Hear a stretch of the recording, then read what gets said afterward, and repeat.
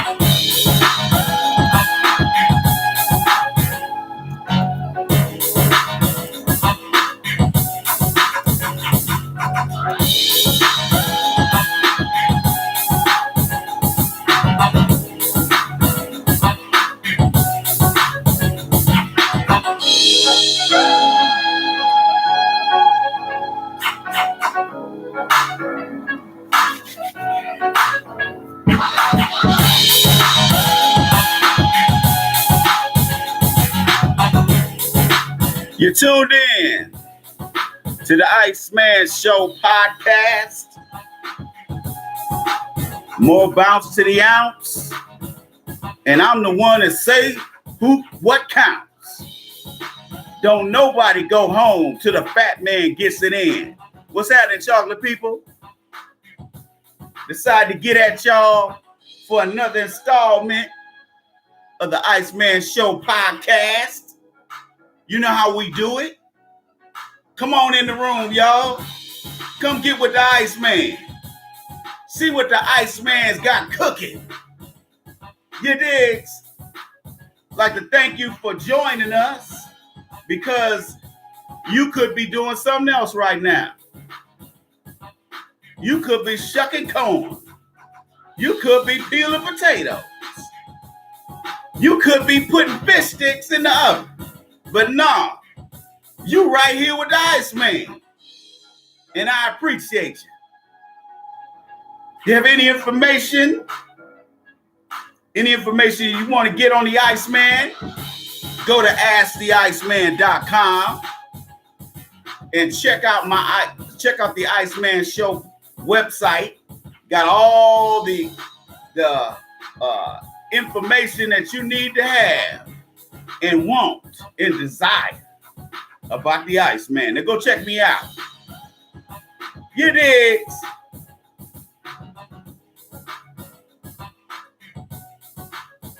Like to welcome you all. Like to welcome all of my Facebook family as well as the YouTube family, the Iceman Show family, the Iceman Show podcast family. You digs. Let's get into this because I ain't trying to be doing this all night. There's a baseball game coming on in about another hour.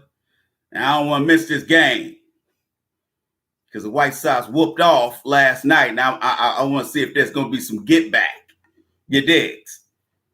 Y'all know I'm a baseball fan, so y'all know how I get down, especially this time of the year when it's coming down to the wire, baby. Next month, I'm going to a Vikings game. My first Vikings game. All this time I done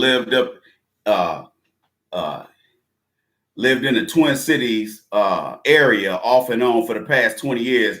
I have never gone to a Vikings game. Can you believe that? That's because I was too busy doing other things, if you know what I'm talking about. Can you dig it? Anyway, we're going to get it cracking. I'd like to welcome everybody to the Iceman Show podcast, where you get the truth. Not reconciliation, but truth. As God would intend. Right here on this podcast. We don't do fakery. We don't do faux entertainment. We do edutainment. We educate you, but we entertain you. Can you dig it? Like to pay some bills first before we get started, ladies and gentlemen. If you don't have it, make sure you go get it. This is my first book entitled The Game of Life according to the Iceman Volume 1. You can get this here book at asktheiceman.com. and scroll down to the add to cart button. And then you can order however many copies you want. And we will send you an autographed copy of this book directly to the address that you provide. Now, make sure you put the address that you want this book sent to. Don't put down your cousin Boudreaux's address, and then when the book go over there, you talking about you ain't get your book. Okay, I'm gonna think you're trying to. I'm gonna think you're trying to get cute with the Iceman. You digs? Or you can get this at Amazon.com. Got a lot of goodies in that book, a lot of information. Okay, talk about the Tulsa attack. I talk about social injustice in America. Talk about dating. We talk about online dating. We talk about racism in dating. We talk about all that. And I'm working on my second book, The Dating Bible, which will be due out next summer. You dig? So be on the lookout for that. Anyway, oh, and by the way, we fundraise here on the Iceman Show podcast, and this is $5 donation Saturday. I mean, Tuesday. Got my days mixed up. And you can donate at asktheiceman.com. Scroll down to the donate button, or you can donate via the Cash App. You digs? And that is free. The Cash App is free. There's no fees. And you can donate there. Now, remember, come next year, everything you donated this year, you can write off on your taxes for next year. So make sure you keep an eye on that. If you donate through PayPal, that's even easy. That's easier for you. All you have to do is print out your thing and take it to your tax person. You digs? Let's get into this. A lot of talk has been going around about this whole Jay-Z deal with the NFL. And a lot of cats got something to say about it.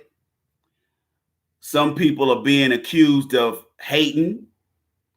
Some people have been accused of being highly critical of the situation, and that we ought to be happy that a black man is getting his, that a black man is getting the bag.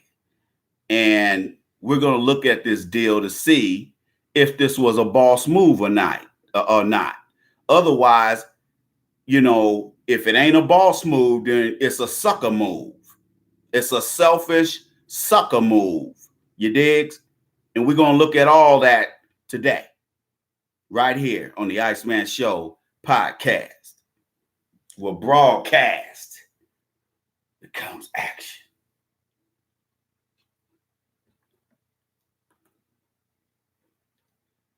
So if you've been living under a rock,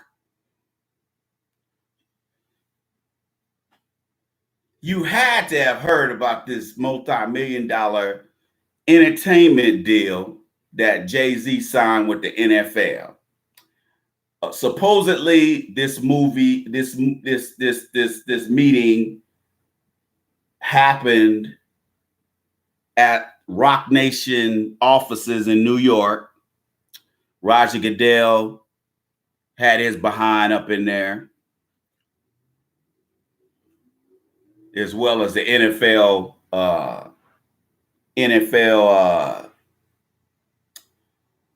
lawyers. Let's just go through what they're reporting. Let's go through that real quick.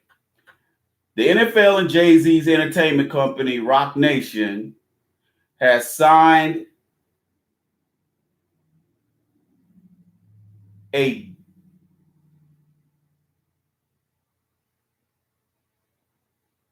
let me read what they wrote on here, because I don't like how they wrote this. I mean, I don't like how I'm getting ready to try to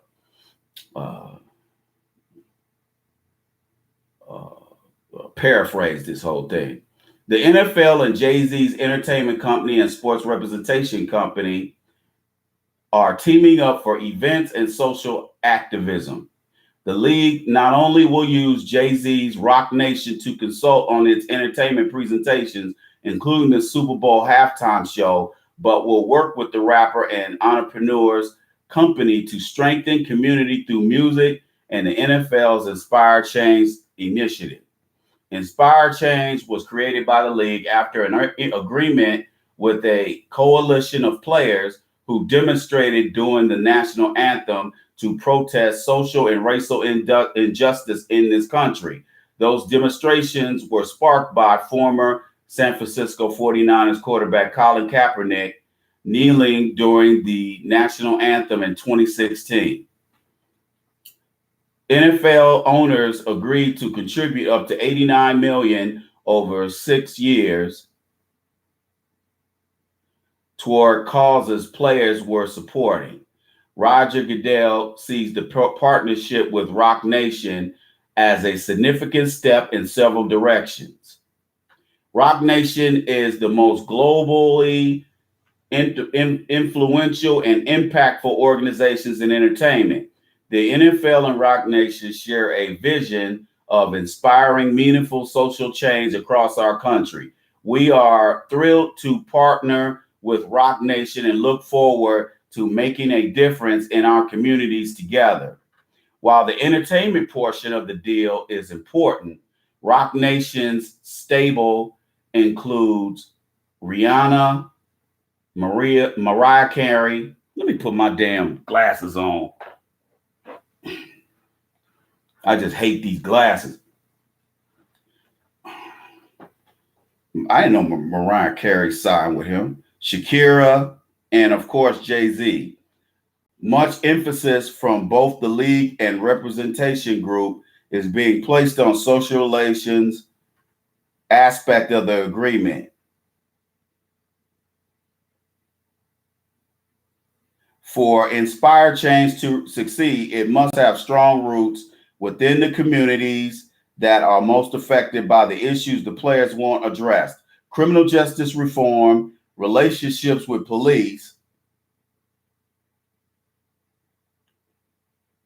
economic growth opportunities, and educational progress. With its global reach, the NFL has the platform and opportunity to inspire change across the country, said Jay-Z, whose real name is Sean Carter. Rock Nation has shown that entertainment and enacting change are not mutually exclusive ideas. Instead, we unify them. This partnership is an opportunity to strengthen the fabric of communities across America.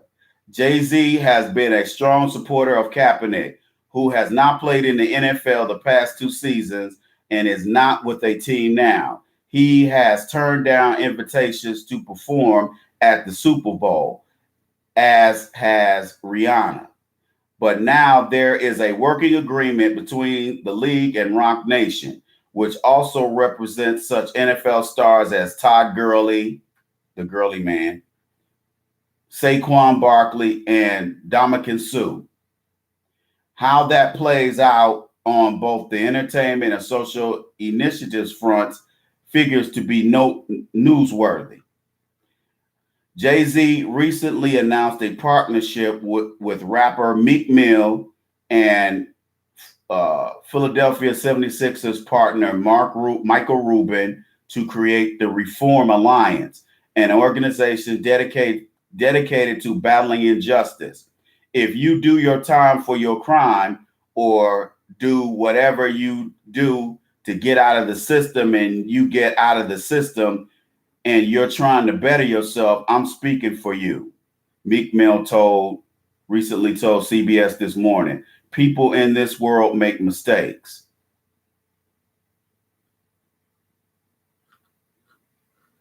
Okay, let me see if there's anything else to be read here.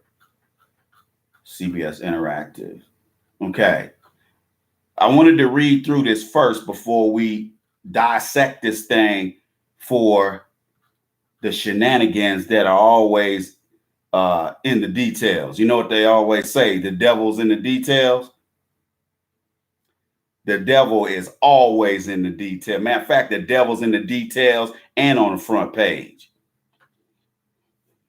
You digs? Let me scroll this thing down so I can go through it as we go along here. Whew. Y'all forgive me, man. I'm kind of tired today, man. I don't know, man. I was thinking maybe I didn't get enough sleep last night. Ladies and gentlemen, on Facebook side, hit the like button. Hit the like button, please. Everybody on the YouTube side, hit the like button because we're about to get ugly. Hit the like button now because you ain't going to miss what I'm getting ready to say. You digs? Because let me explain something to you. Whenever you see one of these white-owned companies make a move and it's with a black woman or a black man or both of us, you know that there's some bullshit afoot. Okay? Let's just be real. Okay? Now, according to another article I read, Roc Nation is going to handle the record company side of this partnership. Now, I don't know what the NFL would want to do. Now, what I'm thinking, why that part of the deal is in there is because they're probably going to record the Super Bowl halftime show and then sell it as some type of then sell it as a CD in Walmart or Amazon or wherever. And Roc Nation is getting that money. You digs? So that's what I'm thinking, that part of it. Now, let's talk about this Inspire Change. Let's talk about this initiative, this so-called social justice initiative.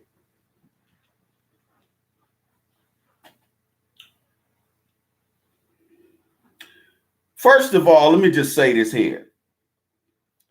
If you read my book, The Game of Life According to the Iceman, Volume 1, you know I talk about the Ray Rice situation in here.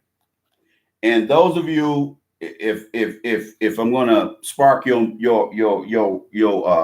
memory, if you remember going back 5 or 6 years ago, Ray Rice was a running back with the Ravens. They had just won the Super Bowl, and the very next year, their video comes out from, I guess, Trump Plaza, where he was him and his wife, then fiance, were arguing. They both were drunk, and she hit him, then he hit her, and she hit her head on the railing and was knocked unconscious. Very bad look for both of them. Okay? None of us dispute that. But I talk about that extensively in my book, my first book, The Game of Life According to the Iceman, Volume 1. Now, how they handle it, how Roger Goodell handled it was whack. Okay? First, they're gonna say they were gonna suspend Ray Rice. Then they pretty much booted him out of the league. And a lot of people felt a certain type of way about how that was handled, which I agree. Because Roger Goodell was flip-flopping. I personally feel he should have been suspended for half the season. Doesn't make any sense to take the guy's means of income away from him.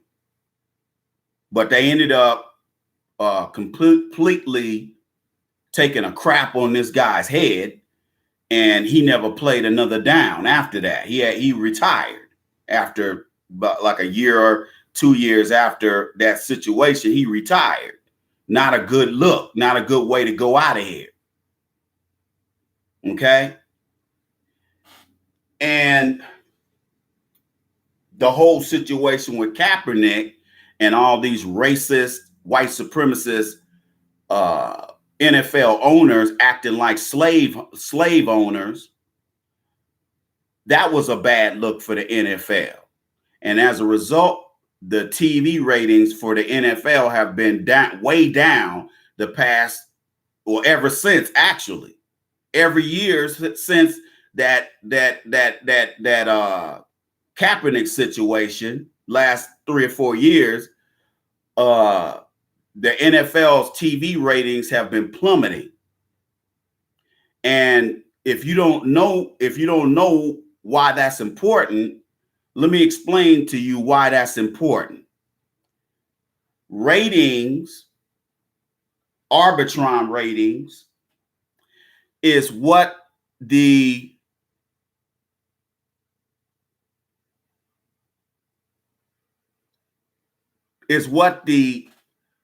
television channels use, or stations use, in order to charge X amount of dollars for advertising. Okay? So if I have to look at it online. I'm just going to throw some numbers out here. If I'm wrong, I'm wrong. I stand corrected. Let's just say, I know for radio it's something like it goes from 1 to 4 or 1 to 5 or something like that. For television, it's a little different. Let's just use the same system for television. If the highest rating you can get is a 1, then the lowest is a 5.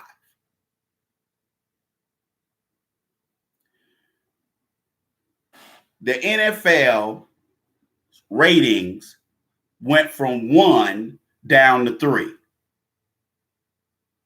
And they keep going down every year.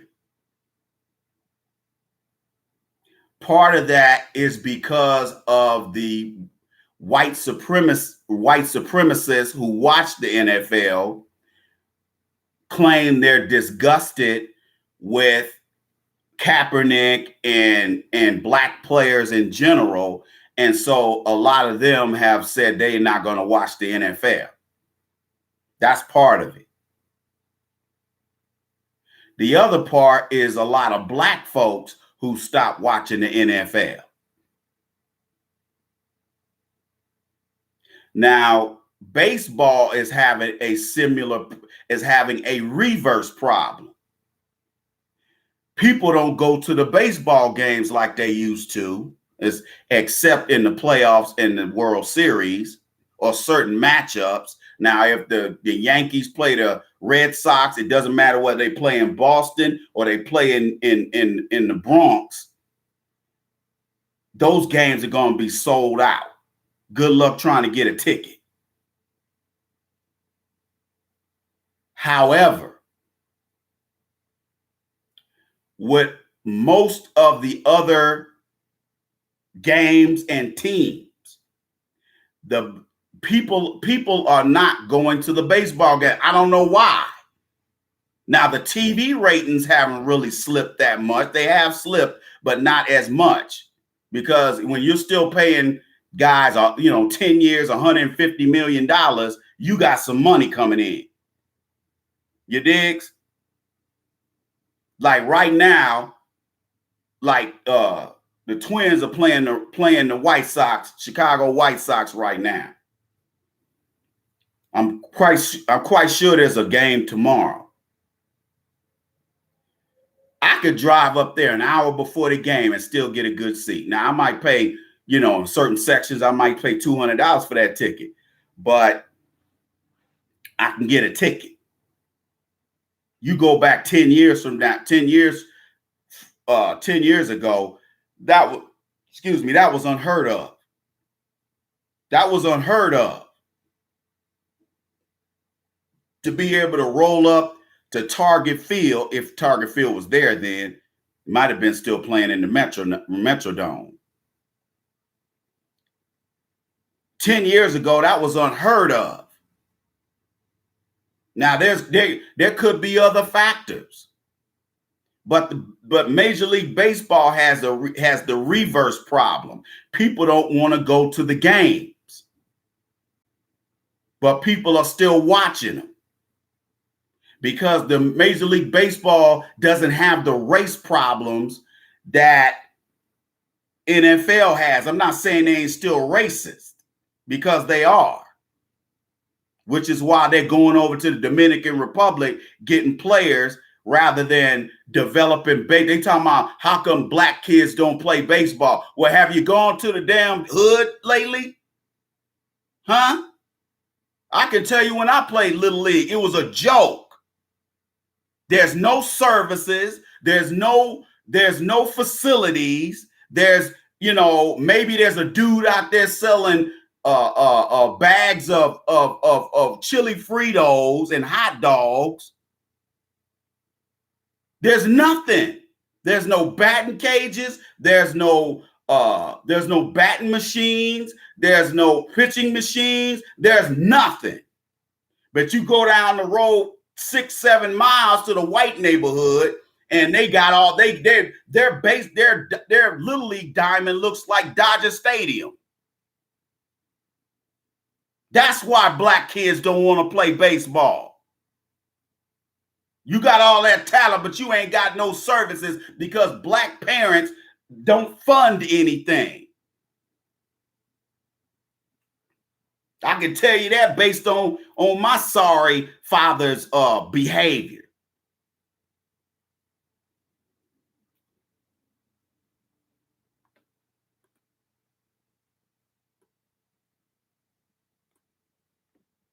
You digs?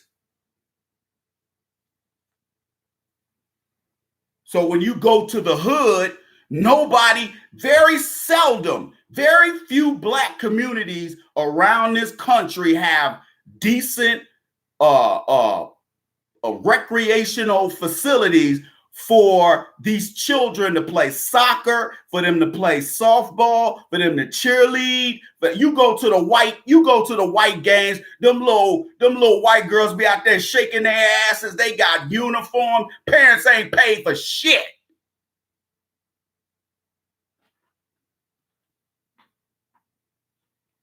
Parents ain't paid for a damn thing. You know why? Because they fundraise.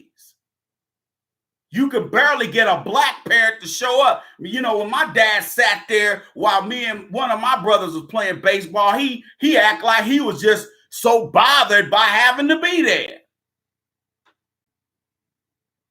You think kids don't pick up on that? Your daddy sitting there acting like he don't want to be bothered. The nigga, why you there? Stay your ass at home.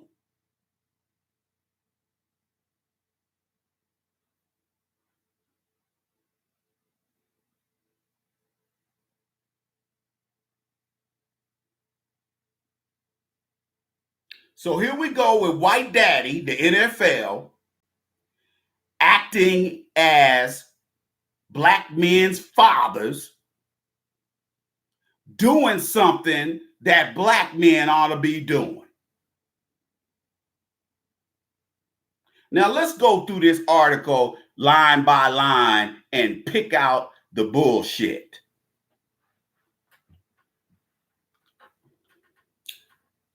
I love this line right here.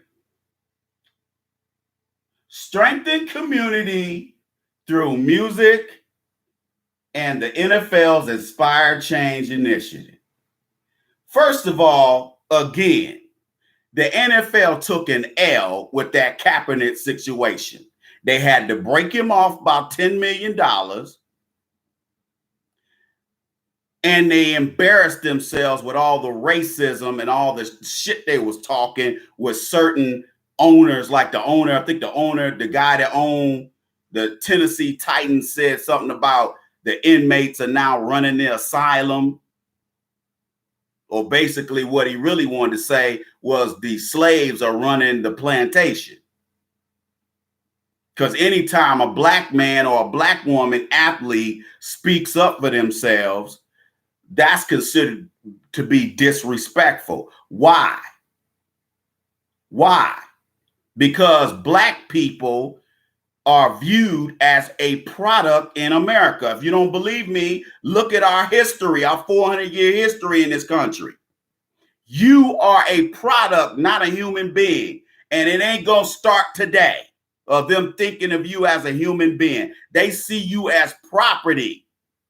The NFL, Major League Baseball, the NHL and NBA, their whole operating model is based off slavery. If y'all don't believe me, look at it. Trading players. Slave masters traded or lent out slaves. If a slave knew carpentry is a real good carpenter, then sometimes that slave master would lease, which is where prison leasing comes from, would lease that slave to that slave master over yonder. Okay? Essentially buying their contract. You see how they do that? If LeBron is, let's just back up for a second and use LeBron as a test case.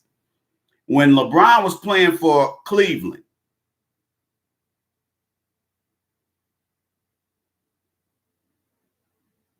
LeBron was getting paid like $25 million a year, something like that.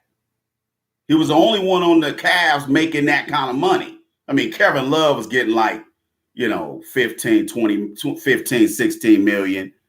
Kevin Love was getting some paper, but the rest of and Tristan, I think he was getting a little paper. The rest of them Negroes weren't making no money. That's why they were so pitiful. And I don't blame LeBron for bouncing. Okay?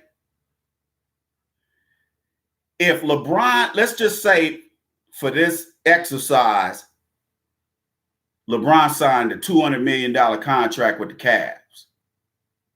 He played one more year before he dipped and went to the Lakers.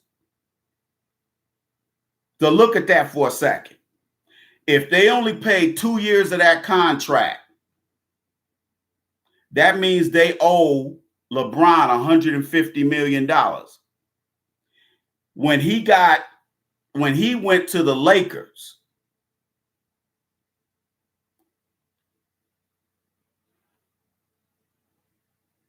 he signed another contract. Okay? But there aren't two contracts here. Understand? Now he signed with the Lakers for $150 million for a certain number of years, 7 years, something like that. I don't know, 7, 10 years. I don't know what it is. Don't care. The Cavaliers have to get their money back. After Michael Jordan stopped playing, the Bulls were still paying him for 5 or 6 years. Yeah, did y'all know that? The Bulls were still paying him.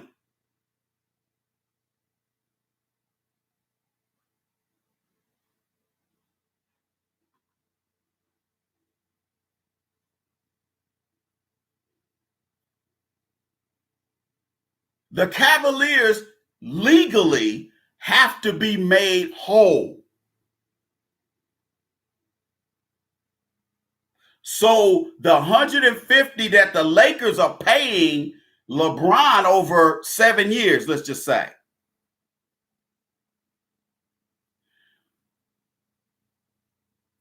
Two different teams, same money. Y'all see how that works?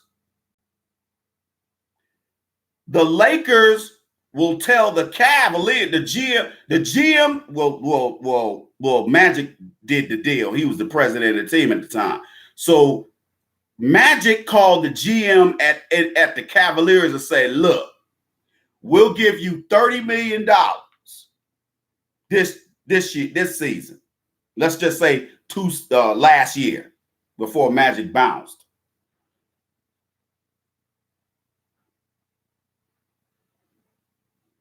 Okay. We'll give you $30 million and we'll give you 2 second-round draft picks and 1 first. Then the Cavaliers will say, nah, we'd rather have our whole $150 million. Then Magic will go back to Jenny Buss, the owner of the Lakers, and say, look, they don't want that $30 million this year because we're going to have to pay them $50 million next year. So then Jenny Buss will tell Magic, you know what, that deal sucks. Man, try to get more out of them than they getting out of us. So then Magic could get back on the horn and say, we'll give you $50 million right now, but we'll give you 2 second-round draft picks and 2 third-round draft picks. And we'll only pay you $120 million. We'll give you 50 this year and give you the $70 million next year. Now that could have a whole lot of implications here because salary caps and all that kind of stuff. Certain players, contracts coming due. They're trying to get new players, young players in there who can replace the aging free agents that are either sitting on the bench or starting. You always got to replenish guys. You can't wait to see some teams, the smart teams get that good young player that's going to be the next LeBron in there now.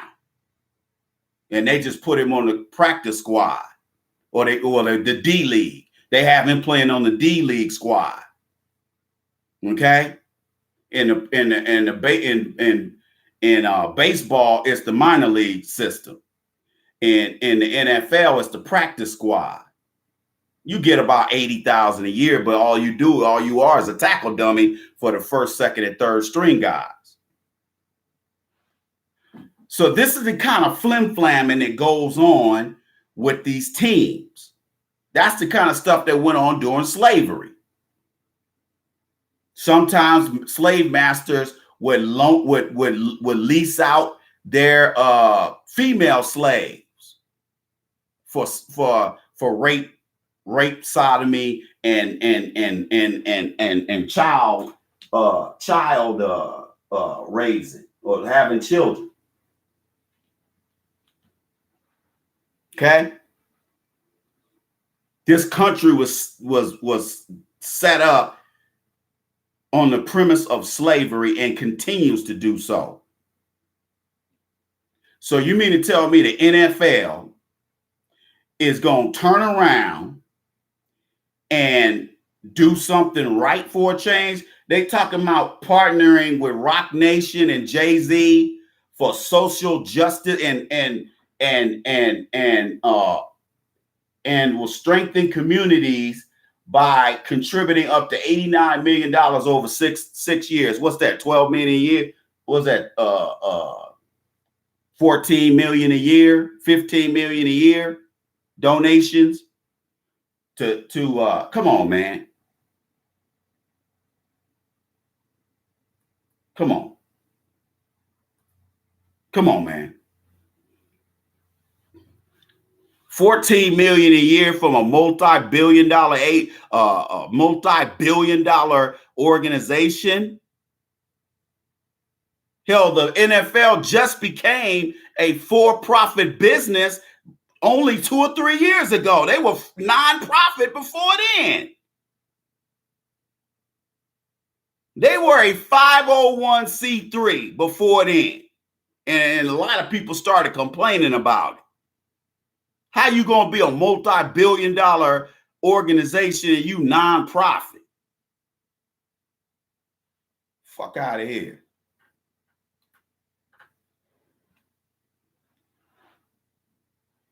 So they sitting up here,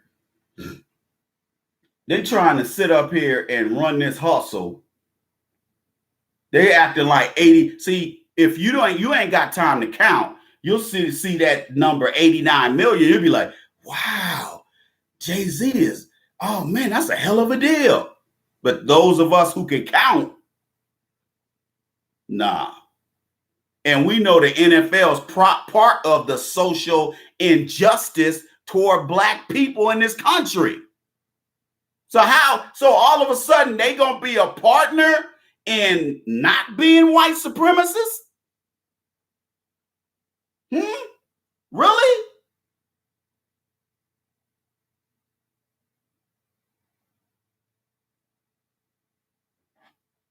Really? The NFL, let me tell you something, the NFL been racist from day one. Okay?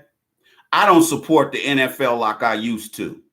I used to be preseason game, Hall of Fame game. I was glued in front of the TV watching football 20 years ago. Today, not so much. I got other shit to do. Okay?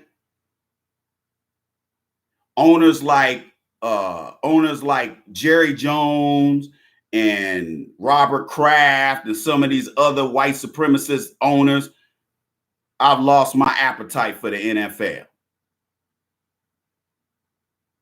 First of all, the product ain't what it used to be. That's one thing. I feel like the game quality ain't there anymore. I think guys have. I think what has happened with the NFL. I think that the guys are so good now that the competition ain't there. No, the competition's too stiff.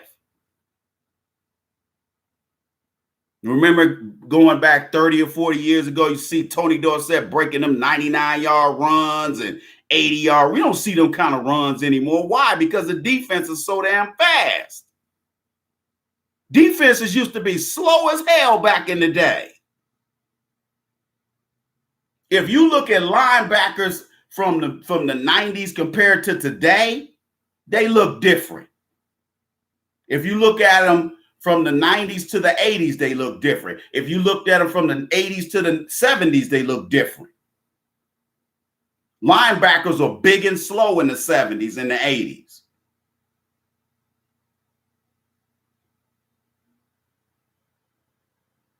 You got linebackers now who are 6'3", 250 pounds and can run faster than I can. So the competition and these running back, a lot of these running backs ain't that good. A lot of these running backs, man, the running game has taken a backseat to the passing game.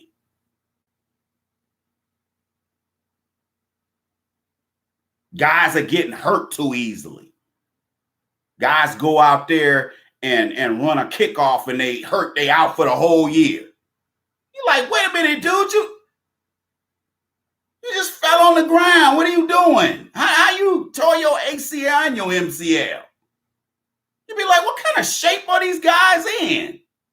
So with the product being, in my opinion, not as good as it used to be, I'm not watching you. I'd rather watch baseball until the last out in the World Series. Okay? Now, there's some football teams that do have my respect over a lot of the other ones, like Seattle Seahawks. They're a good organization. I watch them. Vikings are okay. The Vikings are okay. But some of these other teams, not a good idea. And then on top of that, let's just talk about this bullshit ass deal that let's just talk about the fact of let's ask the question. Was this a boss move on Jay-Z's part? Huh? Well, was that a boss move on Jay-Z's part? I don't think so. Let me tell you why. Let me tell you why this deal is garbage. First of all, it's garbage because Jay-Z didn't hold the NFL's feet to the fire. That's the first thing. See, you got to understand something. Whenever black folk, remember I always talk to you guys about how these so-called self-appointed black leaders go out here and say, hey, look, hey, I'm speaking for you. I'm speaking for you. Get behind me and let me work my magic. You notice how we do that? And then Reverend Sharpton and Reverend Jackson go in there and get the bag for themselves and come out talking about, see what I did? Next thing you know, Al Sharpton's got a $1 million a year job on MSNBC. Jesse Jackson's getting millions of dollars being donated to the Rainbow Push Coalition. And meanwhile, Black America gets nothing. This deal that Jay-Z signed was to get the bag for himself, not for all of us. We have to get away from, we have to stop with this black folks just getting the bag for themselves shit. Okay? First of all, what Jay-Z did not do was say, look, Roger Goodell, here's what you need to do. In a year, we want a black majority owner of an NFL team. That's the first thing I'd have said. We want a black man or woman majority owner of an NFL franchise. I don't give a damn if it's an existing franchise or a franchise, a new expansion team like Jacksonville or Carolina. That's the first thing. Second thing, we want more black head coaches and not these little weak ass dudes y'all pull out of y'all ass here and there who really ain't ready to be a NFL head coach, and you make them a head coach, and then when they bomb after a year or 2 years, then you fire them. That's because that guy ain't prepared.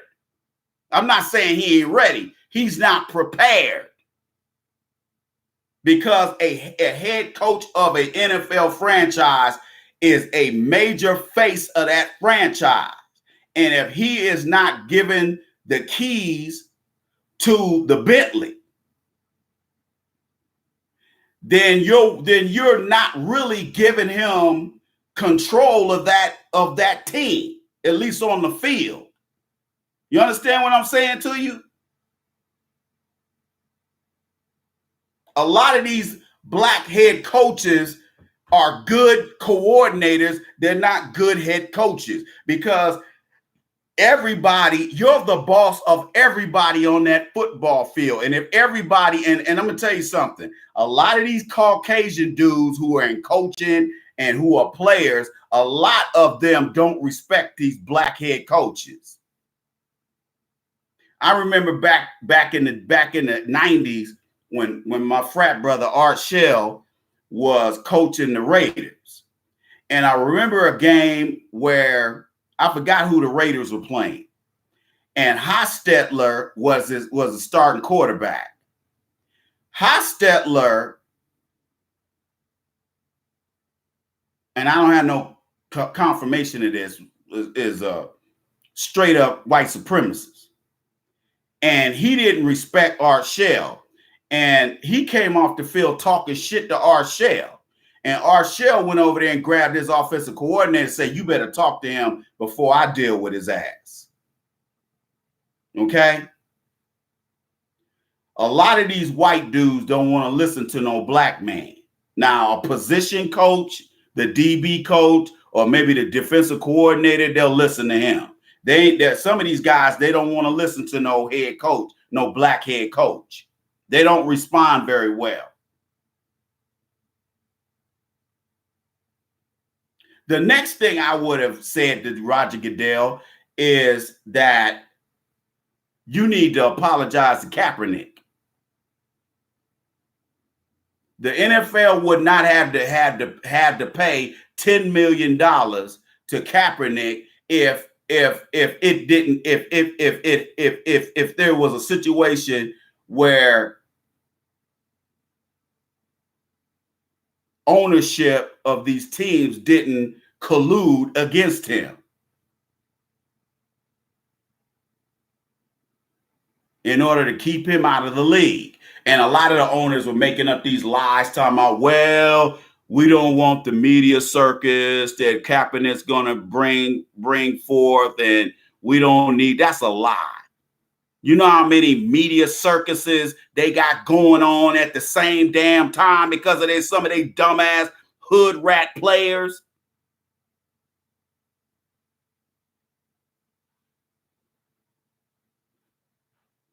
So you ain't going to run that game on me.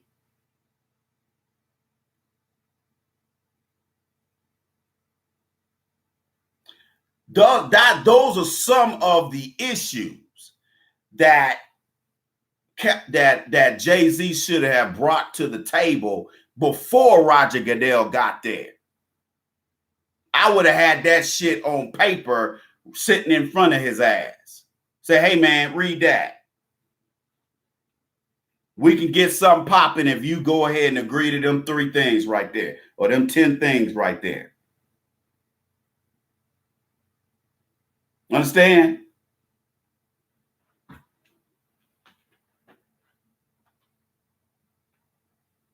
See, you guys have to understand something.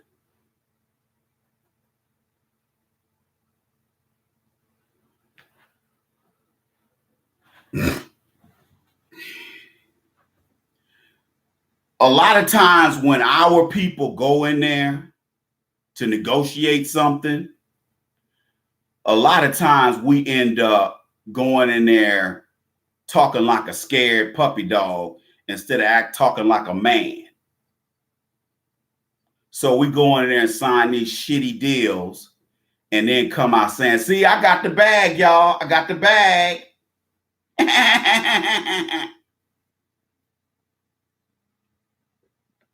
Okay. B the Great B, what's cracking? Hey, y'all, let's get these donations popping. There's no donations yet. Let's get it popping. Come on, guys. I shouldn't have to tell you. You know this happens every time we do a live stream. We fundraise. Come on, man. Let's get it cracking.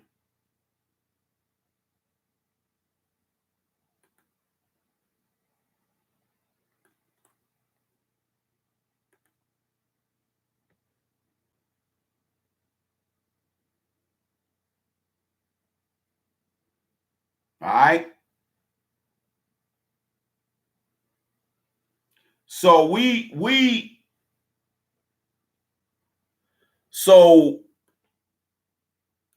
have to stop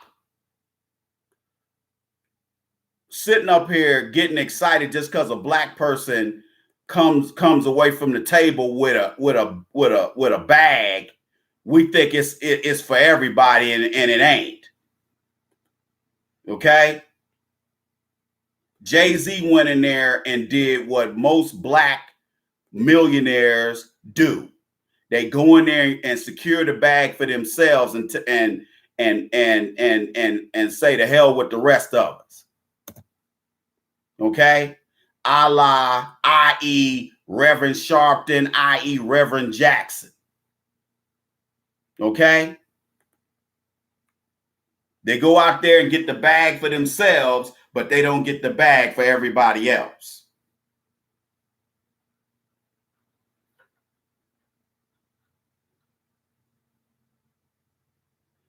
Rock Nation is one of the most globally influential and impactful organizations in entertainment. They ain't got nothing to do with it. The reason why they picked Jay-Z is because Jay-Z is a trusted member of young Black America. He's trusted by young Black America, and that's why they chose him. They could have got anybody. Hell, they could have got Eazy-E's widow and signed a deal with it. It was signing a deal like this. He could have got Dr. Dre and signed a deal like this, or Diddy. Okay.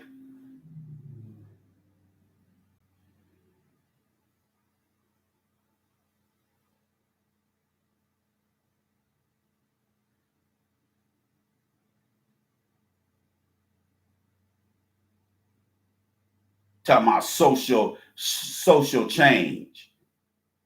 Now, this will really get me right here.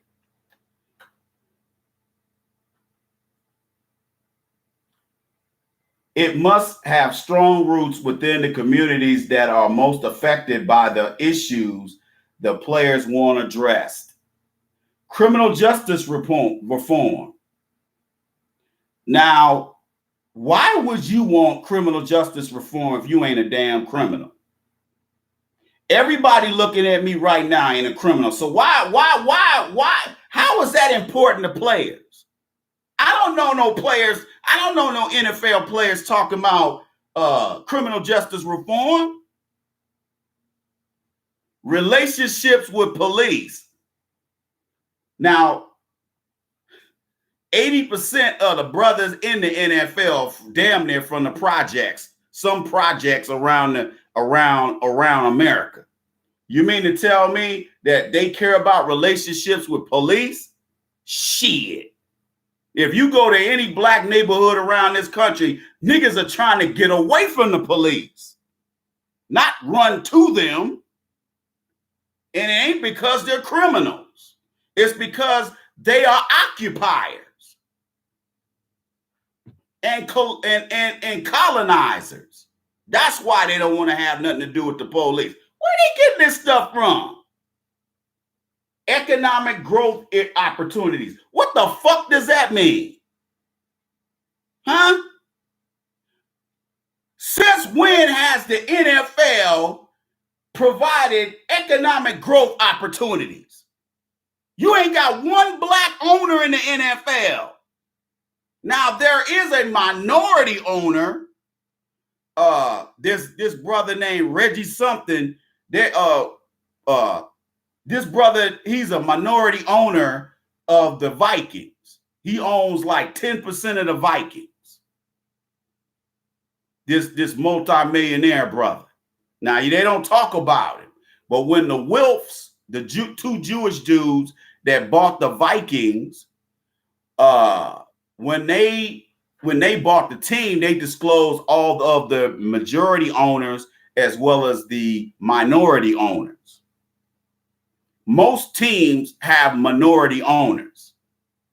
They'll put up 70% of the money and then they'll go out and get the other 30%.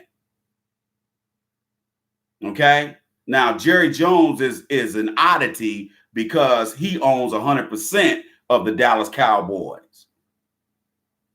So it's a little bit different with him or Robert Kraft. But some of these guys don't want to put up all their money. So they'll say, okay, because you got to understand when a lot of these owners come to the table, they like, we want a new stadium. Economic growth opportunities. Nigga, please. What has the NFL ever done for anybody, done any economic growth opportunities? Huh? Let me say this to you, man. And I know you guys, especially those of you who live in areas like DC, New York City, LA, cities that got these major sports franchises. Now, you know damn good and well how much shit went down when your team was trying to get a new goddamn stadium.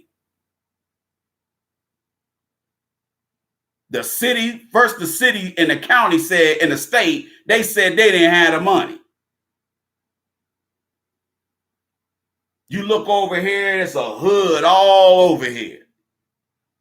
But then again, all of a sudden, the city finds billions of dollars underneath an ashtray or something, and then here they go building a stadium. When I was in Las Vegas last month, the new Raiders stadium is getting built right near Las Vegas Boulevard, and it's going to be a dome. So it's going to be, I thought it was a baseball stadium. It's so goddamn small. It's a tiny ass damn arena, but that arena is going to cost over $1 billion. Where is Las Vegas Metro getting the money? Where is Clark County? Where is the state of Nevada getting the money? Most of the time, these teams don't even put up no money.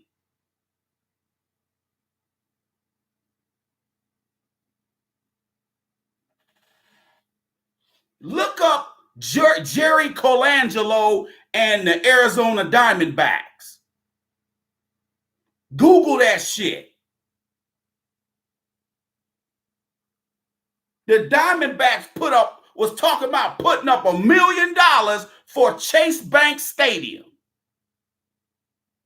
A stadium that cost $500 million to build about 15 years ago.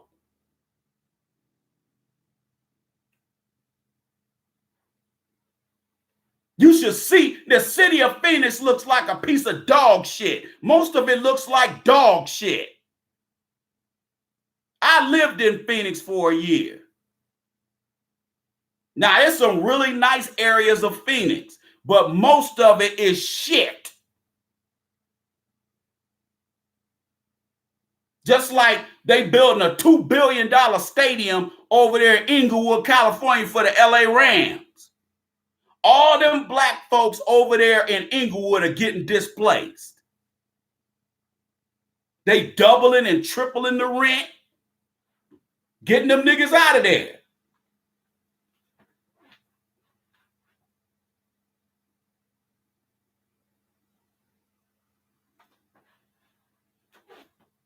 Let me turn this air conditioner on. It's getting hot as a motherfucker up in here.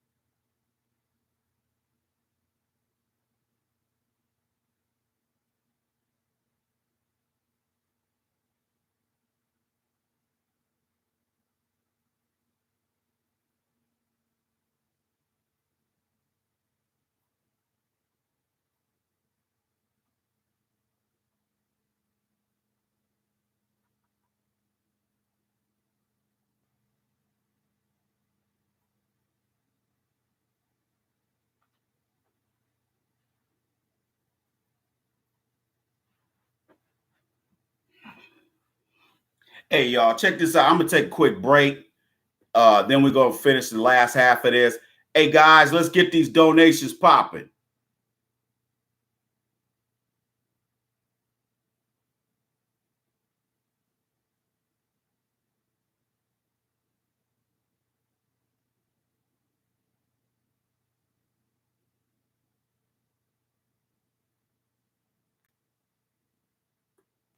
We tolerate traitors because a lot of us got low self-esteem. We got collective low self-esteem. That's why. And we tolerate this kind of shit that Jay-Z just pulled because we don't require anything. You have to understand. Let me say this before I go on break real quick. let me say this to you, black folks. We are the only group of people who celebrate drug dealers, other assorted criminals, athletes, and entertainers. No other community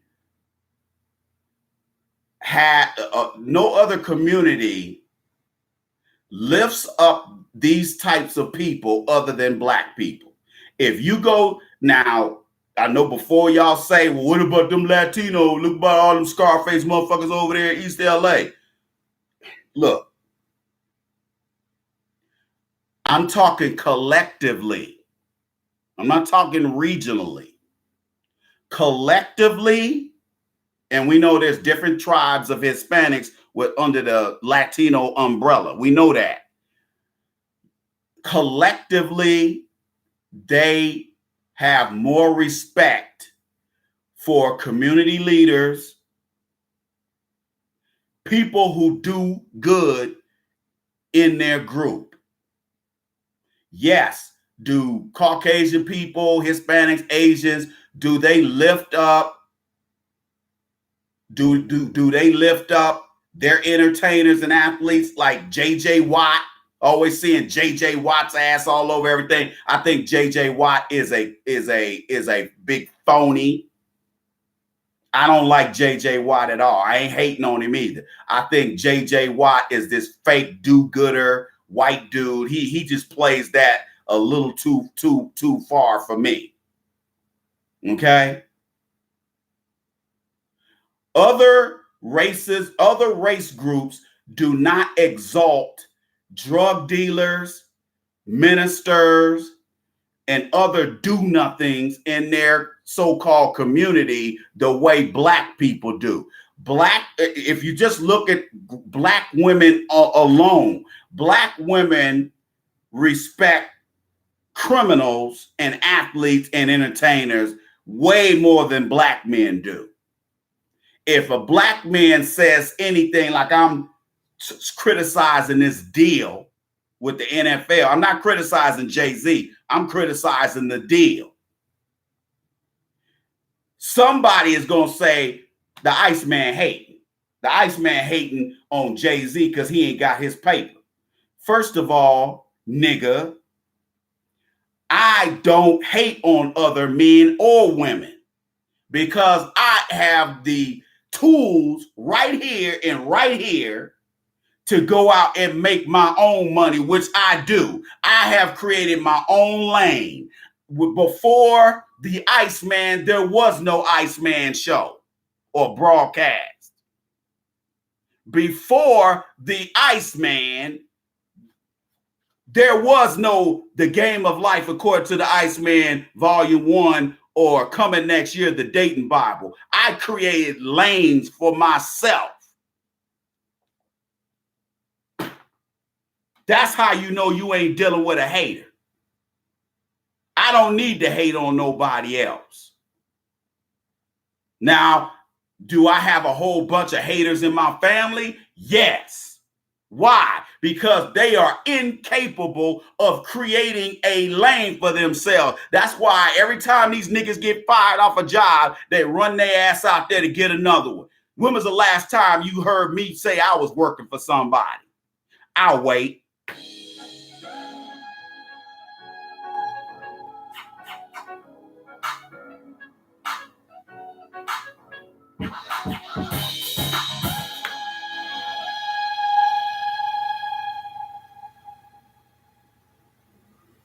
That's why when you look at your camera, you look at that screen, you looking at a man. I have created something out of pure nothing. That's the difference between me and you. I'm going to take a quick break. Keep it locked right here and be back in 2 and 2. Keep it locked right here on the Iceman Show podcast. I am your host, the Iceman. Keep it locked right here, y'all.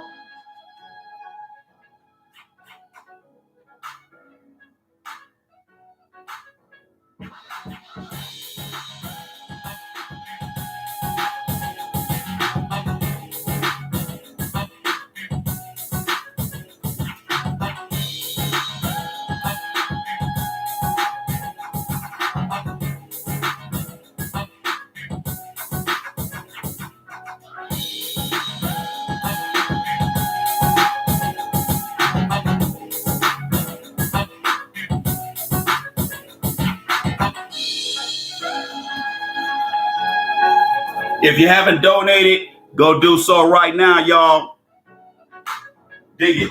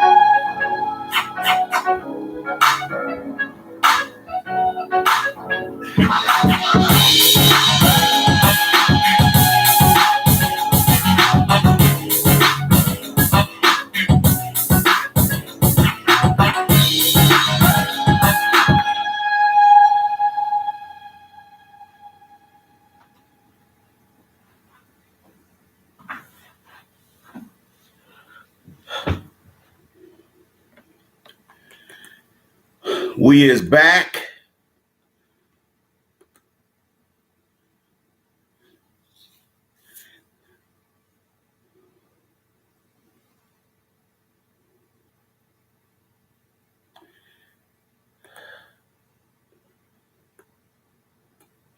I'd like to thank you guys for joining us tonight. If you want to get put on the Iceman Show podcast email list,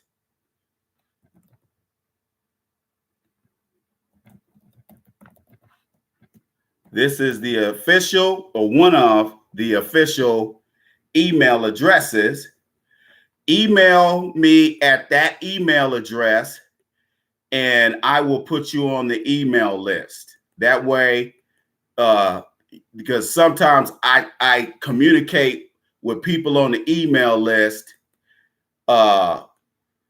differently than I do on on this broadcast platform. Black people, let me talk to my LA black folks for a second. LA has changed a lot over the past 25, 27 years. You are being moved out of there. Okay? Good luck trying to get a job with the state of California. Good luck trying to get a job at any of the cities, Long Beach, Inglewood, LA County, LA City. Good luck with that, because Sancho and all them got that on lock now.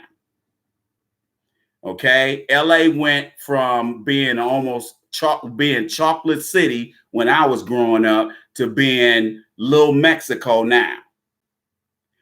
Don't continue to stay out there and have yourself be overrun by them Hispanics.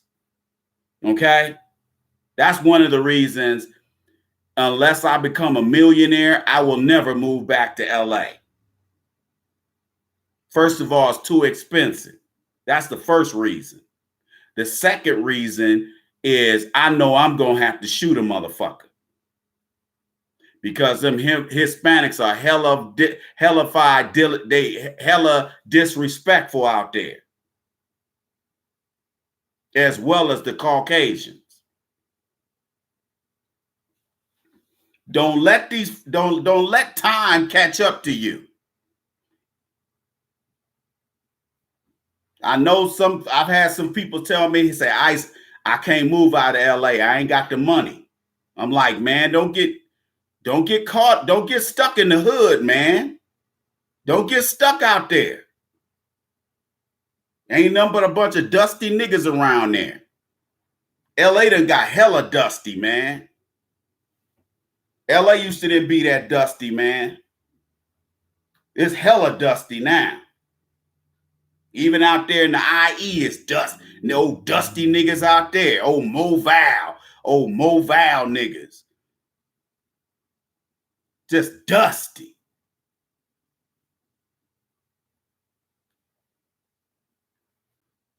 My mama got Section 8 out there in Moreno Valley. I'm like, you talking about aiming low. Talk about a nigga aiming low.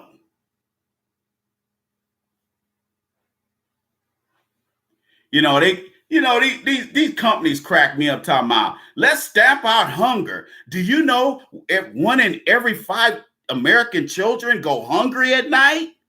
Yeah, I know why they go hungry. You know why they go hungry at night? Because your corporate asses take their parents' jobs away from them and send them over there to China and India and Mexico and the Philippines. So now the kid is hungry because you done took their parents' jobs. That's why you can't listen to this NFL Jay-Z shit. You can't look at this and say this is a win-win for us. It ain't even a win-win for Jay-Z. He has lost serious credibility over this shit. People are looking at him like, man, you a coon, nigga. How you gonna be a street nigga? You gonna come from the streets and now you cooning, nigga? You cooning in front of, you cooning for fucking, for crumbs? With Roger Goodell's racist ass? Oh, Roger Goodell ain't racist. He shake them players' hands when they get drafted. Get the fuck out of here. Roger Goodell ain't they daddy. Stop looking at these white males and these head coaches at these colleges and at these protein. They look, see, a lot of these black women promote that shit in their sons because they sorry ass mama ain't nothing but a hoe. And they mama had their son over a beer and a bag of Doritos with their daddy. Was never no relationship. They just smoked dro together and the bitch got pregnant.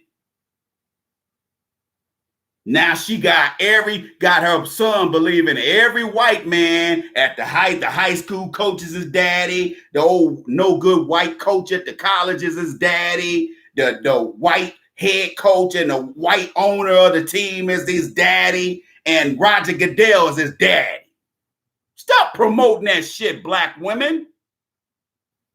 If you want your sons to grow up to be good, stable, 2 feet on the floor, black man, make sure his daddy grows, make sure he grows up with his father in the same goddamn house. Roger Goodell ain't his daddy. Look at Jay-Z's sorry ass. His mama walk around here talking about she a lesbian. I ain't never heard Jay-Z say nothing about his daddy. And he in there with Roger Goodell just cheesing. Joe Camel's ass. Jay-Z lost some stripes over this one, dog.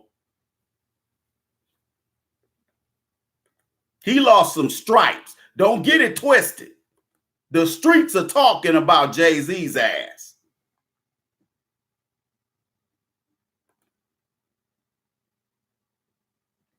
He lost some stripes over this one.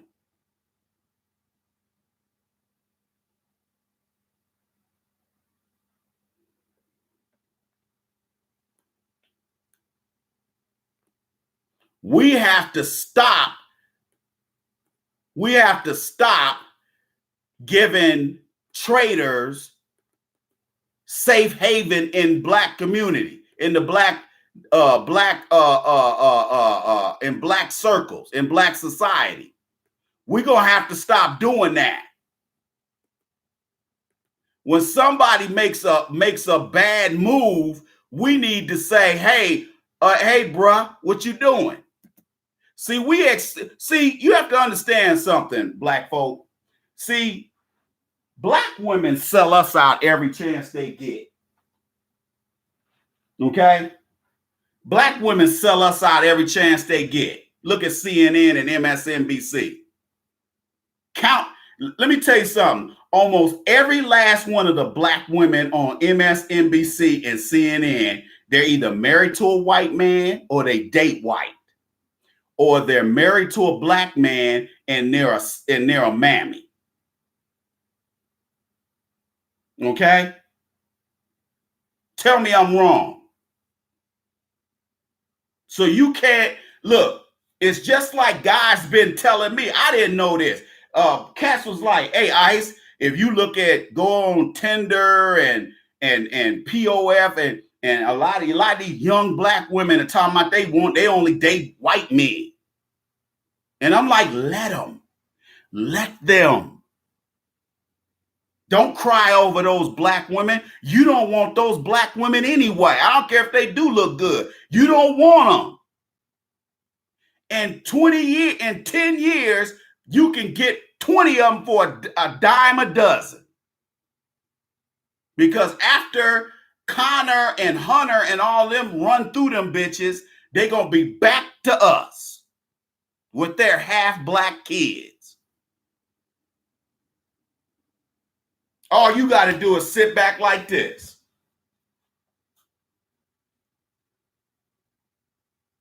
That's all you got to do.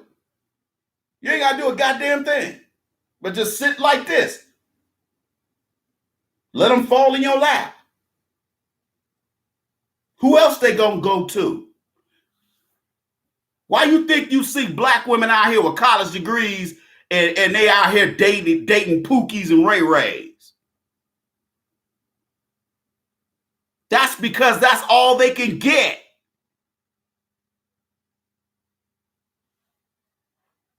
If you avoid dating Shaniquas and Darnishas, how come they can't avoid Pookies and Ray Rays? There's a reason for that. See, a woman don't have as many options as men do, especially a man that got his shit together.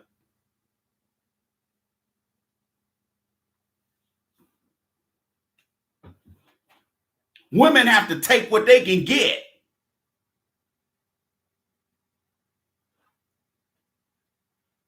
Now, Jay-Z's supposed to be cool with Kaepernick. Kaepernick, somebody, I was listening to Karen Hunter's show the other day, and somebody was saying, that why does Jay-Z care what Kaepernick thinks? I don't think Kaepernick is got Jay-Z's ear like that, because if he did, he wouldn't have signed that slave deal.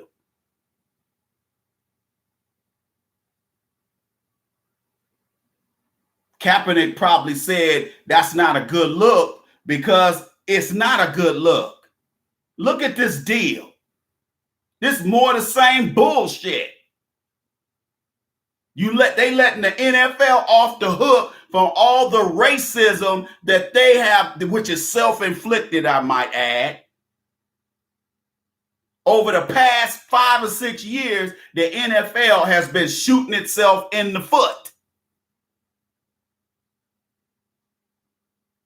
And they trying to sit up there and fix their image by getting with Jay-Z on some old bullshit ass fucking deal.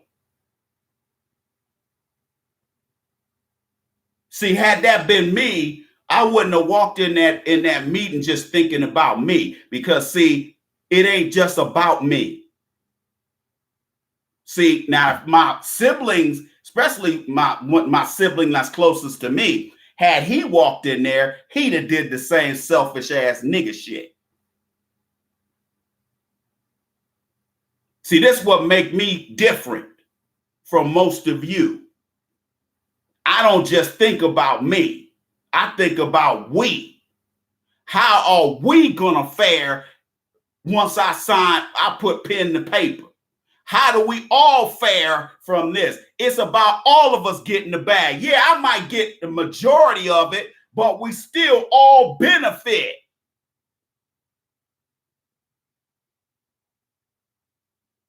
Because I would have went in there and said, hey, my old high school in the hood, they need a new football field. You need to donate $2 million to the sports program at my old high school. Dr. Dre went to Centennial High School down there in Compton. He didn't go to Compton High. But Compton High School, he gave Compton High School about $40 million. He gave the school, Compton Unified School District, he gave them over $40 million. He rebuilt the high school damn near. They got a brand new sports facility because of Dr. Dre. See, that's what you call spreading the wealth.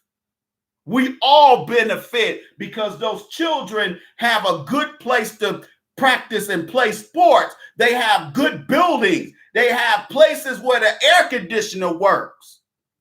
The reason why we have the situations we have with Detroit Public School, LA Unified School District, Chicago schools, the public school. The reason why we have the problems we have in black neighborhoods is because these black administrators only care about themselves. They don't care about those kids. They don't care that those kids are sitting in 100-degree sweltering classroom during this time of the year. They don't care. Oh, y'all kids, y'all be okay. Meanwhile, Connor and Hunter and Madison and them are in air conditioning. See, you have to understand something. This type of selfish black mentality has been happening ever since the civil rights movement,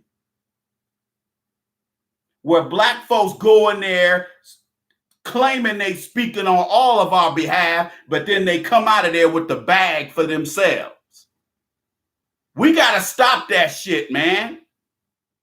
See, the problem with you guys is you let Al Sharpton and Jesse Jackson, you let these types of, and these no good reverends, you let these reverends blow smoke up your ass, and you don't ask, you don't check them.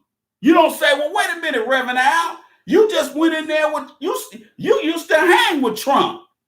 Used to run them streets with Trump. All of a sudden, now Trump's a racist? How's that, Reverend Al? Huh? See, we don't ask the tough questions because black folks don't want to ask adult questions. We want to have this little kid shit going on where we can turn up and we can twerk and we can act like niggas and we can just do what niggas do. And then when somebody gets shot, then we'll be all on social media talking about, man, that's messed up. Somebody else got shot again. Shoot. But you're not willing to do anything so that another black child doesn't get shot. You're not willing to do the work. You are not willing to do the tough work that it takes for a group of people to get justice. You just want to go out there and take selfies, play and act like a child and get treated like a child and then sit around and complain about it.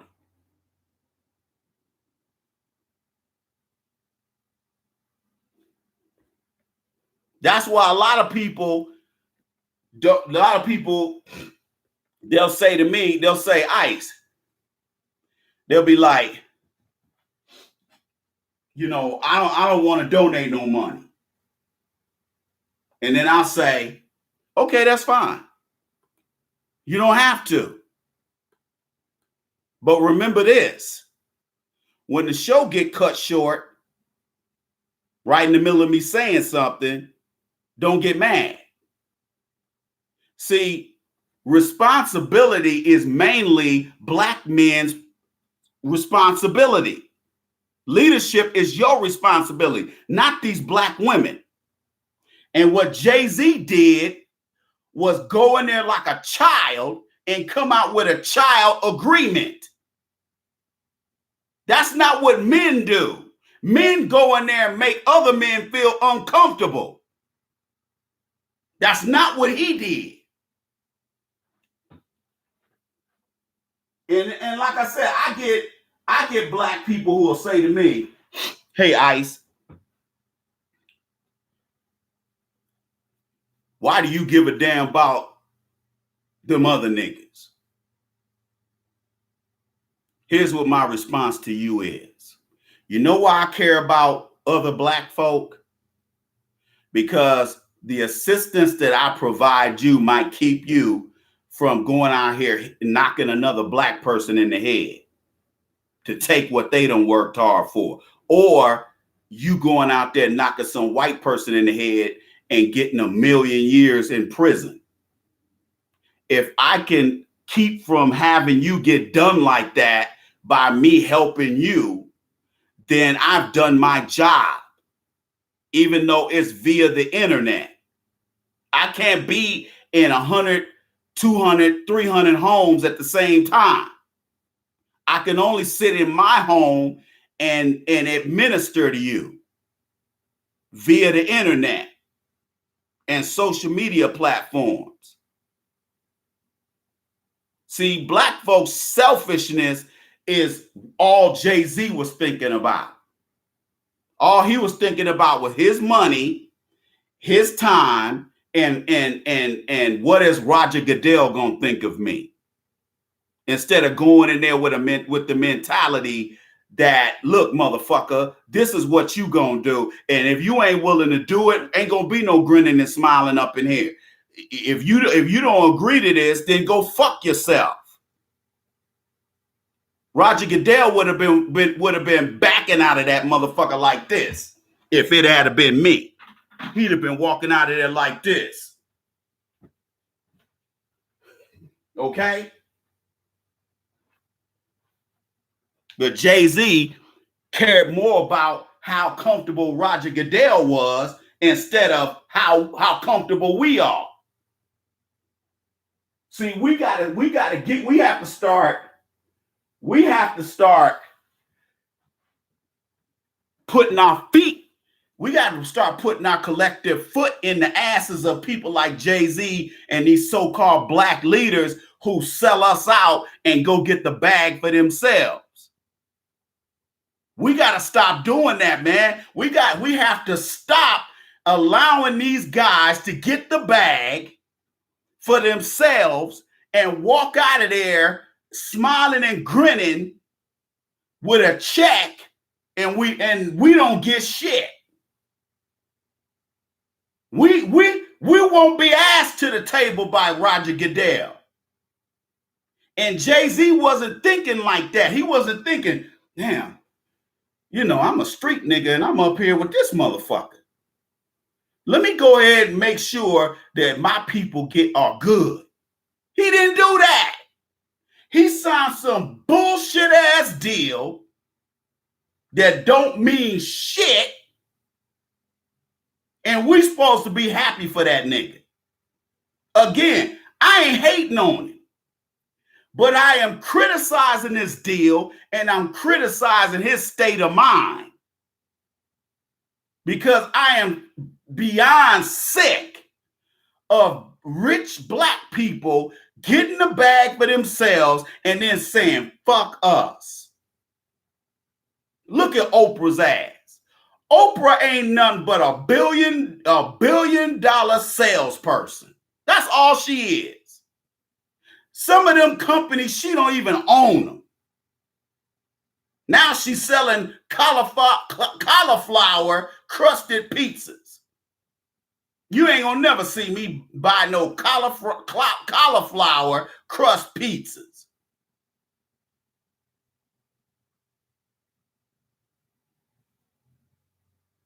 Now you sitting there thinking to yourself, oh man, Oprah ain't no salesman. Yes, she is. All them shows where she giving motherfuckers cars and giving motherfuckers books and giving motherfuckers, Sony Walkmans and all this kind of shit. That stuff was corporate donated. She didn't buy that shit and give it to them people. That's corporate shit. Oprah takes orders, just like it appears Jay-Z takes orders.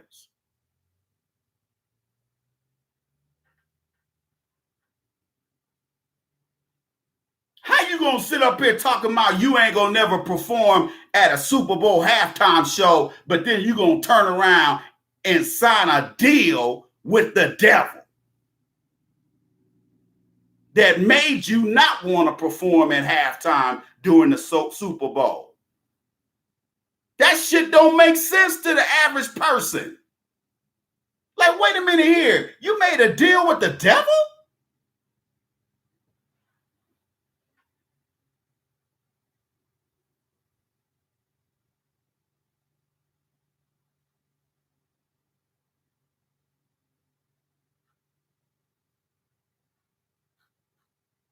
The fuck kind of deal this nigga sign? A social justice deal. You are one of the entities in America that creates injustice for our people. And we gonna trust you with this nigga?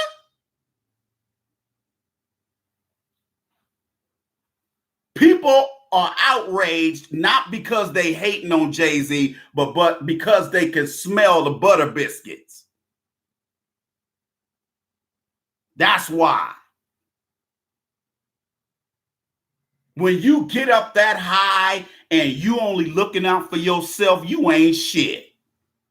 See, I know most of you people who are here on Facebook and on the Facebook side, and then those of you on the YouTube side, you think just like Jay-Z does. Man, if it was me, I'd get the bag, say fuck them niggas too. Yeah, that's why you where you are today.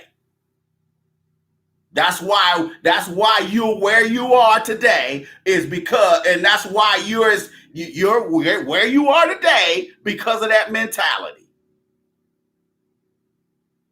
Because you're selfish just like he is. And all you're thinking about is the bag for yourself. That's why we're in the condition we're in. This is why every year we get courted by Democrats to vote for do nothing Democrats who ain't gonna never do anything for us. But then turn around and say vote for us. What am I vote for you for? You ain't doing nothing for us. We sitting up here. We got a third of black people in this country below the poverty level. We got another third hovering over the federal guidelines for poverty. And then the other third are middle class and up. That don't sound like a problem to you? Does that sound like we doing good? Some of you guys are circling the drain on poverty because of the way you spend your money. You blow every dime you get trying to boost your self-esteem.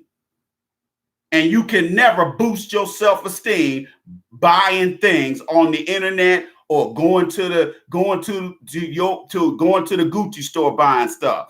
It's temporary. You might feel good while you're buying it, but I guarantee after you get home and realize that you have just spent $3,500 that could have went towards your retirement on a goddamn purse or a pair of socks or a belt or some shoes. And the white folks in the store couldn't wait for you to turn your back before they start going like this. Fuck you, nigger. Your money ain't no good here, but we gonna take it anyway. Okay? See how they follow your ass around the Gucci store and the Prada store. When I went to Las Vegas last month, I didn't go in none of them damn stores. And I did kind of want to walk around in some of the stores. But I said, I ain't giving them people the satisfaction. I ain't giving them people the satisfaction.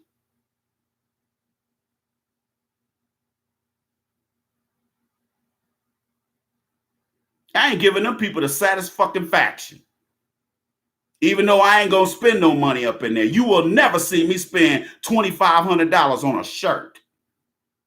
Never. But some of you niggas would do that. Just so you can say, "Goo girl, look at this Prada purse. I spent $4,000 on it. Wish you get this, huh?" That's nigga shit.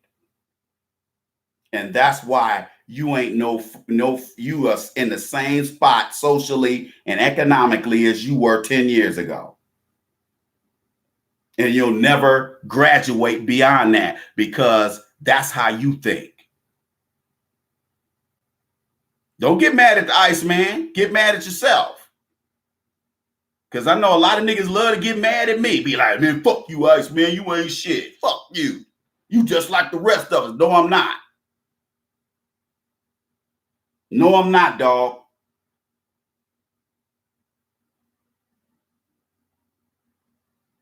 It ain't just about me. It's about all of us. Okay? And when you sit here when you sit here and you only think about you, the first people you should be beholden to is your family, especially if you got shorties. Take care of your kids first. Then you can take care of everybody else. Give everything to your kids, and what's left, then you share with everybody else. I ain't talking about sharing them with some man, your boyfriend, husband, girlfriend, wife. Fuck them. The people who can't take care of themselves are the folks you are beholden to first.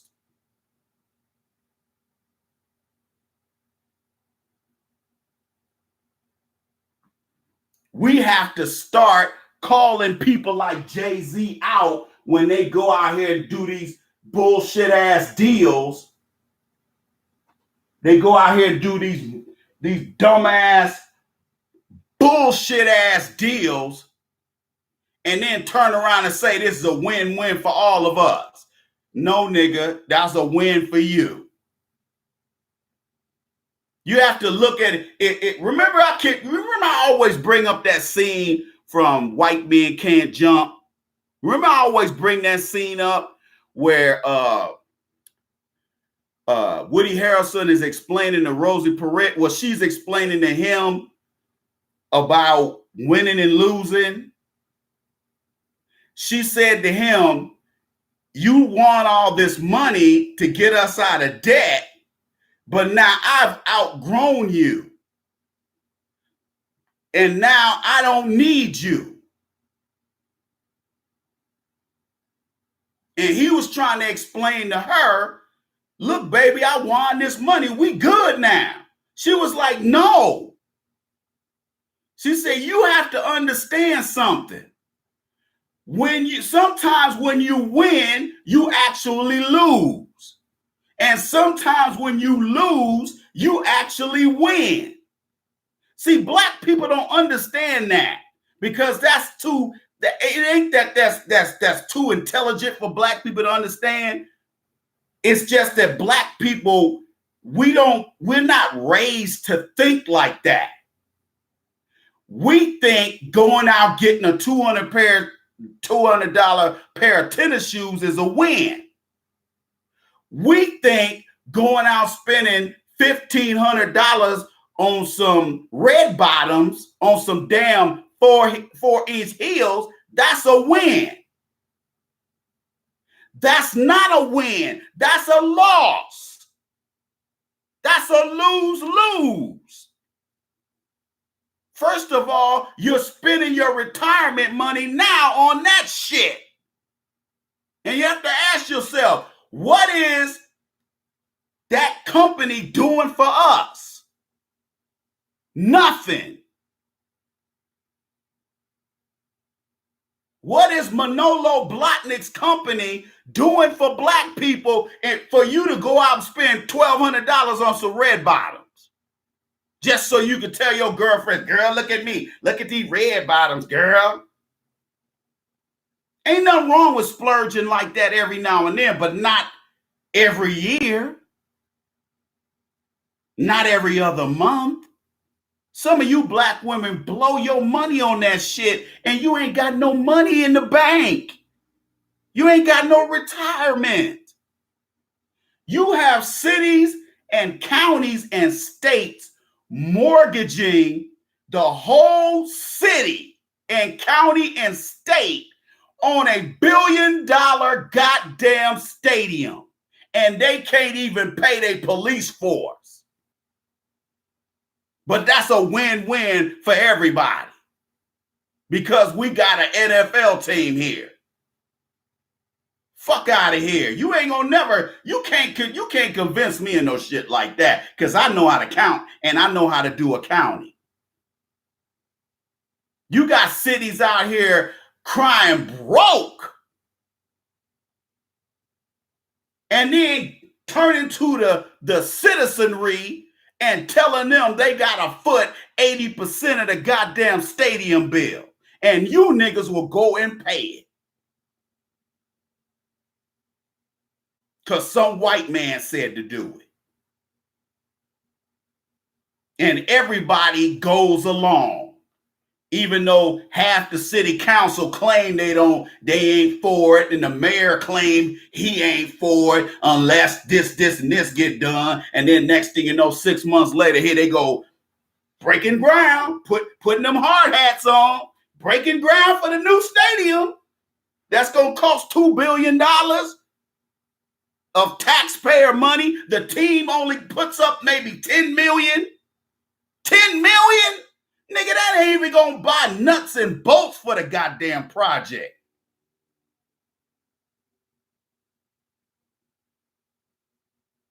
You should see how some of these cities look. You should see how Phoenix look.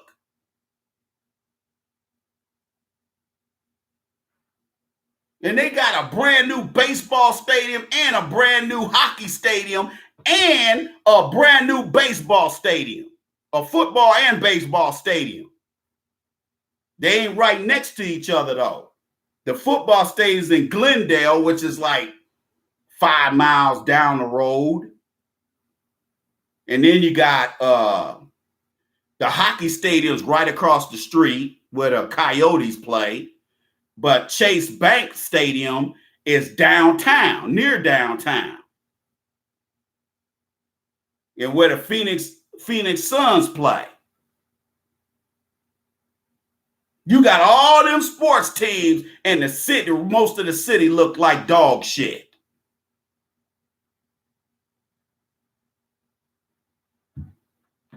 Let me turn this light on, y'all.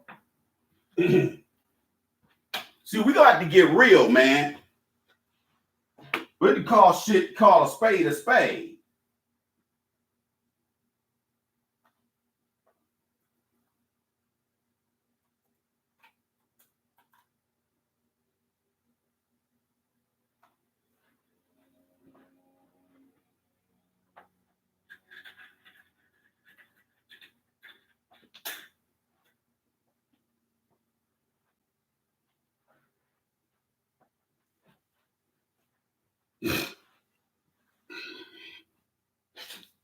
Got to call a spade, player.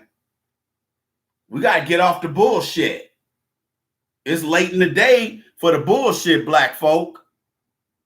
We got too many niggas who are willing to sell us all out for a few shillings. And we out here getting killed in the street by race soldiers posing as cops and by white vigilantes, citizens out here, and you got Jay-Z pulling this shit. That's the only thing you can come up with is a record label with the racist ass NFL and some old bullshit ass faux social activism fucking deal, which really ain't activism anyway.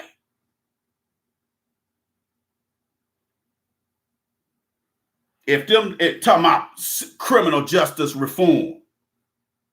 If you ain't a criminal, why do you care about criminal justice reform? First of all, we need white supremacy reform. That's what we need. We don't need no criminal justice reform. We don't need no police reform. We don't need prison reform. We need white supremacy reform.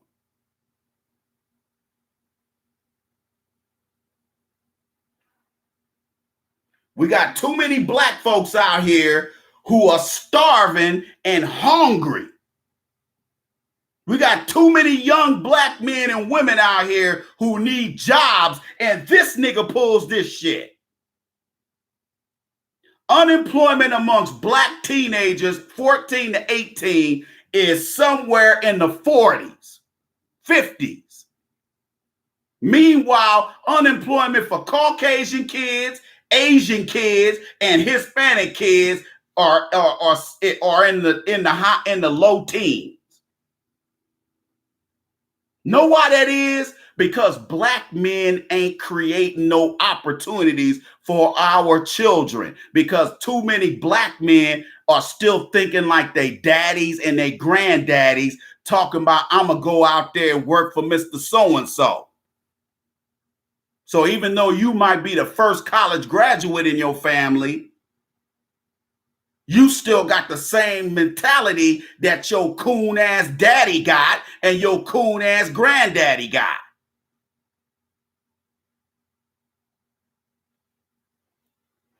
I've been telling black folks for months now, years, stop telling your kids to go to college and get a degree and go out there and work for white folks.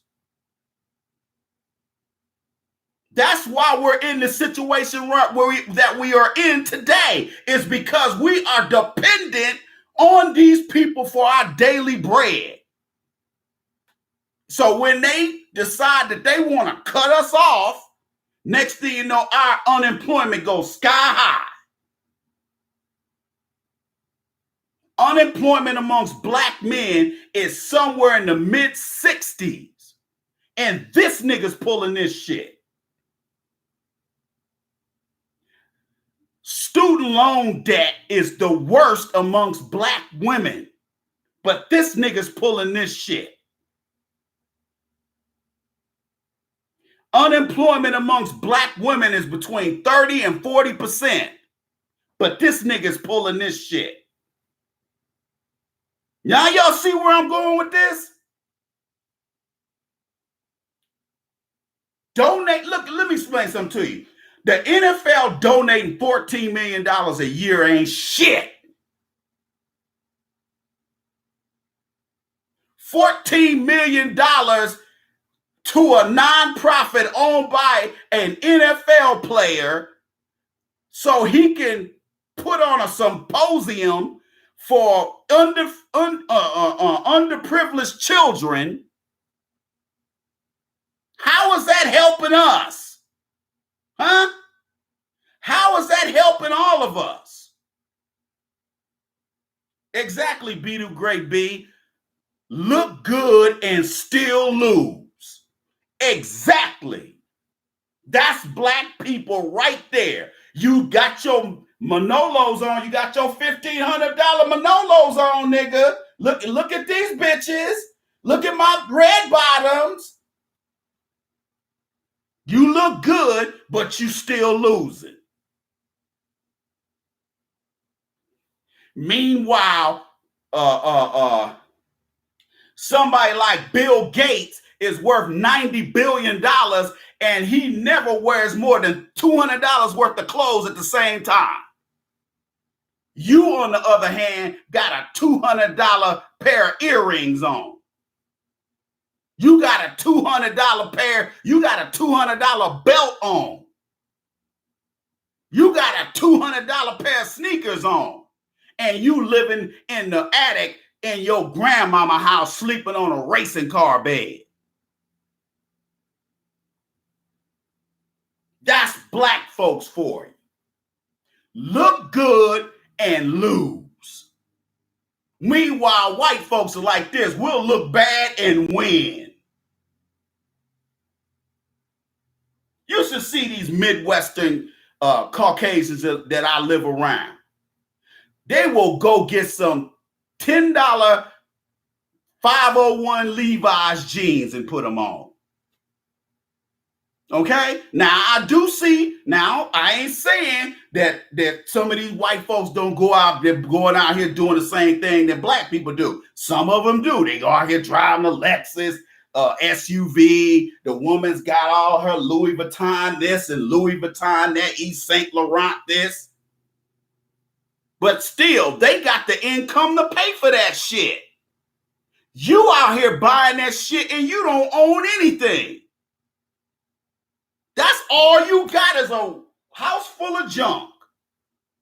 Ooh, girl, look at all these. Look at these. Look at this dress right here cost me $1,000. This pantsuit right here cost me $800. Girl, this right here cost me. How much you got in your 401k? 45,000. How old are you? 53. So let's see. You need to work another 13, 14 years before you can be fully vested in your retirement. Doesn't mean you're going to work that long. How long you think $45,000 is going to last in retirement? Huh? That money, look, 5 years and that money will be depleted. 10 years, 8 years, 7 years, that money is gone. Now that bitch got to go out there and work at Steak and Shake. Okay? Because she had to go to Cancun every year. She had to go get them $1,500 Manolos. Y'all see where I'm going with this?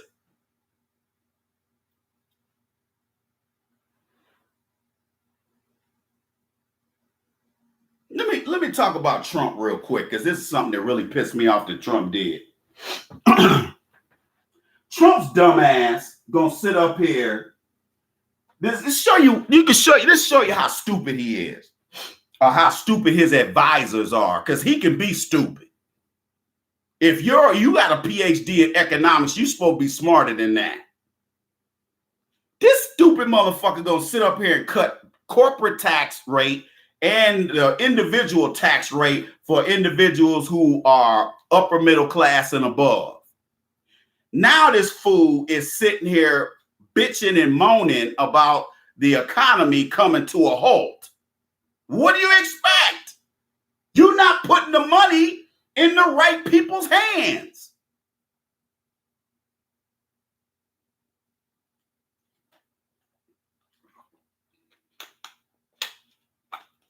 Supply side economics never works.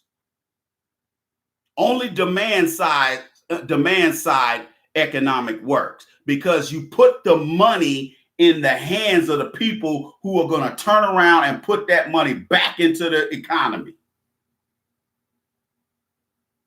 Everybody wants to sit here and kiss Obama's ass, talking about, oh, Obama saved us from going into a depression. No, he didn't. He practiced supply side economics by giving billions of dollars to them banks and those auto companies. We don't work for none of them banks. We don't work for the banks. Could have went. The banks could have. Why'd he give the banks money? He didn't need to get in no money. Look, I'm not a fan of FDR, but FDR knew what he was. They knew what they was doing when they sat up there and created the middle class out of nothing.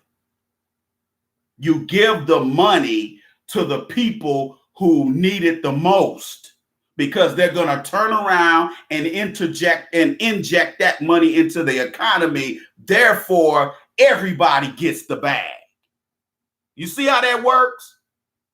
The only credit I will give Bill Clinton's presidency is that they cut taxes on the working class and the middle class, and that put money into the economy, and what everybody was eating back then. I'll give Clinton credit for that. I ain't giving him credit for none of that other shit he did, though. All that other racist ass shit he did, like that crime bill and all that, and that 3 strikes and you're out and all that shit. No, I ain't giving them no credit for that.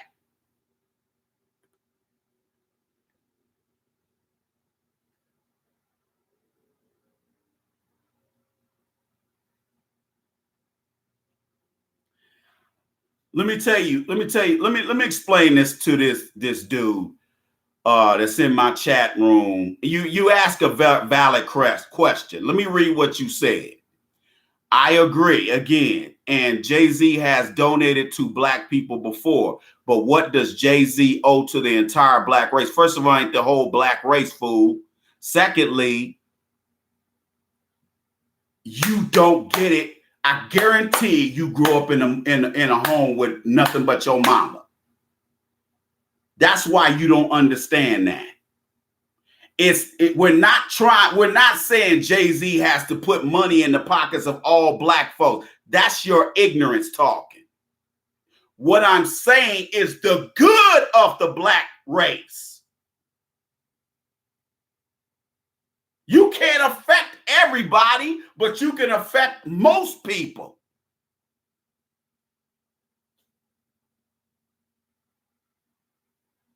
You understand me? You have to ask the NFL a question. With this economic development they talked, growth development, what the fuck does that mean? Huh? What is the NFL going to do to empower black folks economically? These are the tough questions we all need to be asking, not just me.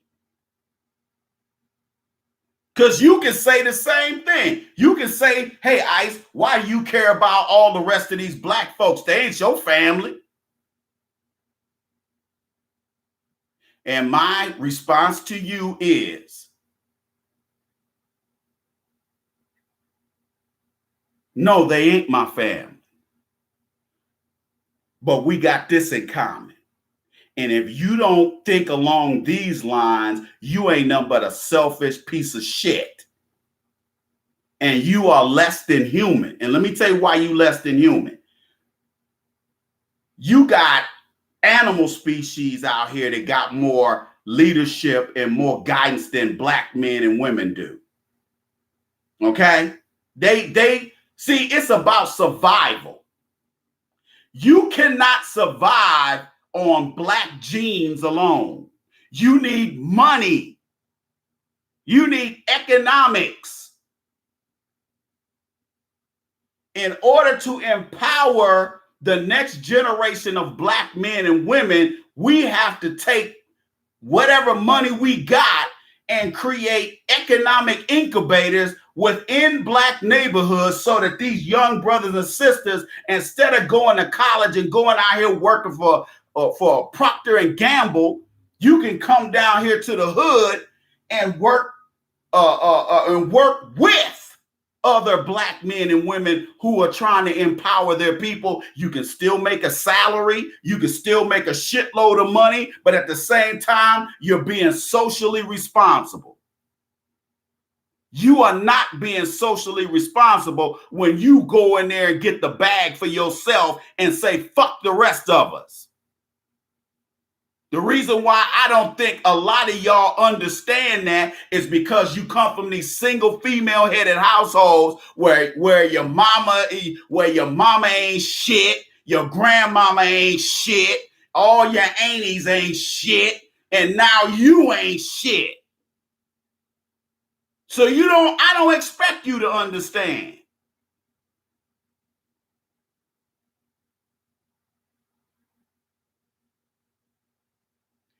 We're not asking him to solve our problems. We're asking him to help minimize them. My question to you is, what the fuck are you doing? Candale, whatever the fuck your name is, what are you doing other than trying to be contrary? You about 3 seconds away from getting banned in my chat room.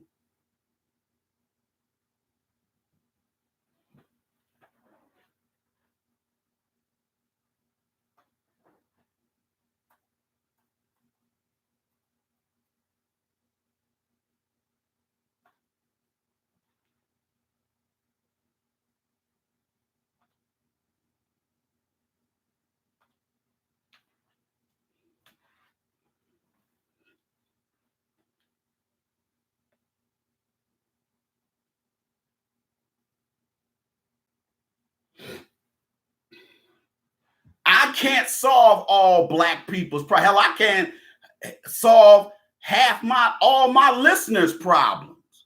But what you do is you take the resources that you have and you spread them across. You use what resources you do have, and you try to get the most resources to the most amount of people. That's what this podcast is about. Now, the Players Circle podcast on Saturday, all we talk about is dating and relationships. But during the week, we talk about social justice issues and political issues. And believe it or not, excluding you, a lot of people are moved and changed. because I'm giving you information you ain't gonna get anywhere else. Why don't you turn on CNN and MSNBC and try to count how many black folks are on there trying to work on your behalf? I'll wait.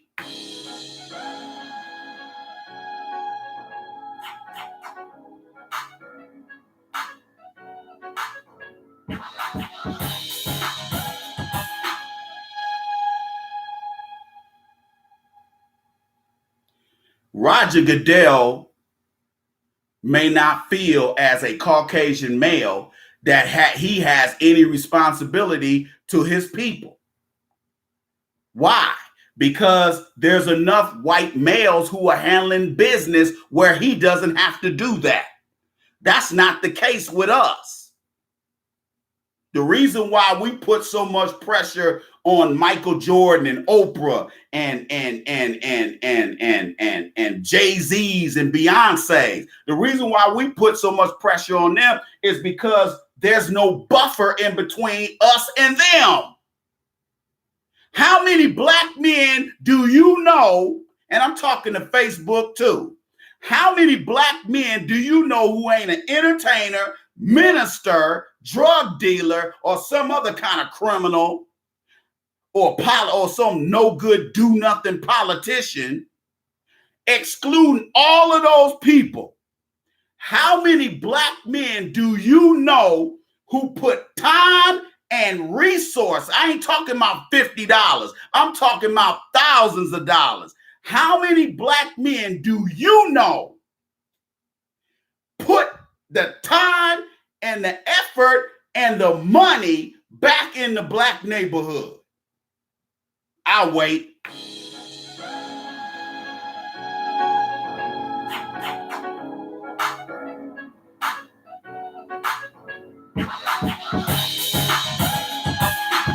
You know what? This mindset, I'm getting tired of you. You bring your little sorry ass in here. Let me, yeah, thank you. Thank you, B the Great B. Get rid of that motherfucker, because he loves to bring his ass in here talking stupid. Okay, you want attention? Go to somebody else's platform. You're not going to get no attention here. See, I know why these guys are contrarians. They're contrarians because they're trying to get attention. These niggas go from live stream to live stream to live stream talking stupid.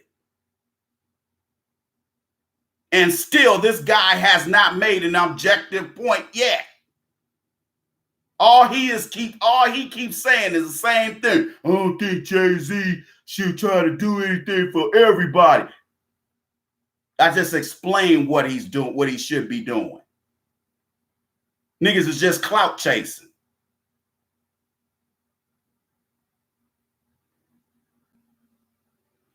You know what? Dude? You're talking stupid. Let me get you out of here. You're talking stupid.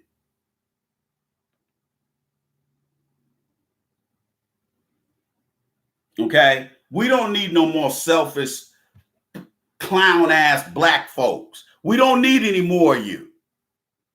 Okay? If you can't see the era of this deal, whether you agree with it or not, if you can't see that this deal is problematic, you're a fucking idiot. And that's why you gonna get the fuck out of my chat room. It has nothing to do with people disagreeing. I have no problem with people disagreeing. Everybody in the chat room has disagreed with me once or twice or even more. But there's a way to go about doing it without looking like an idiot. You keep saying the same stupid shit over and over again. That means you're clout chasing.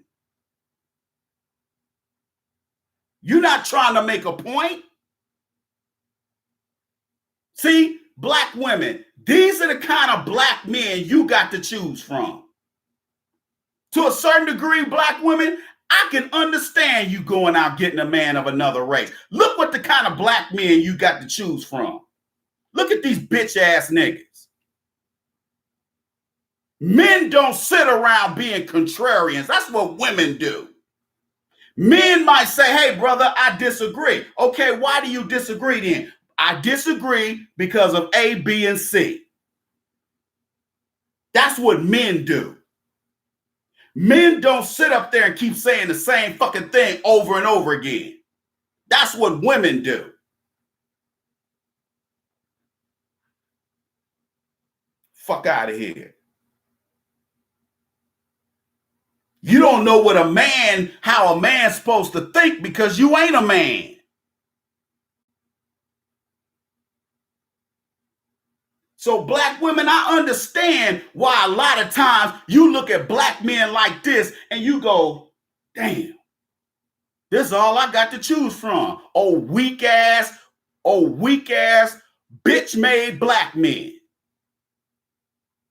And just because these niggas are in a fraternity and they got a college degree, sisters, that don't mean shit. It's a whole bunch of bum ass niggas out here with college degrees. See, it used to be 20 years ago, well over 20 years ago, when I first got my bachelor's degree, that was an accomplishment.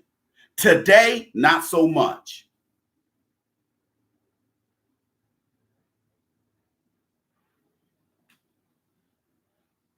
Jay-Z cut a deal that's indicative of him coming from a single female head of household. That's what niggas like that do. They only think of themselves. Hey, I'm gonna get this bag and that's gonna be it. And look at the shitty deal he signed. The NFL makes over almost $7 billion in profit every year. And that's the best they can do is cut this nigga a $90 million deal, which, by the way, is the record company, the Rock Nation NFL record label deal is a 50-50 deal. Understand? That's a 50-50 deal. So they ain't give Jay-Z shit. To really understand this, to really understand it fully, you can pretty much go a step further and say, Jay-Z don't need the NFL to sell no records. He owns Tidal. He owns his own streaming service. And he owns Rock Nation. And almost all the artists on Rock Nation go at least double platinum.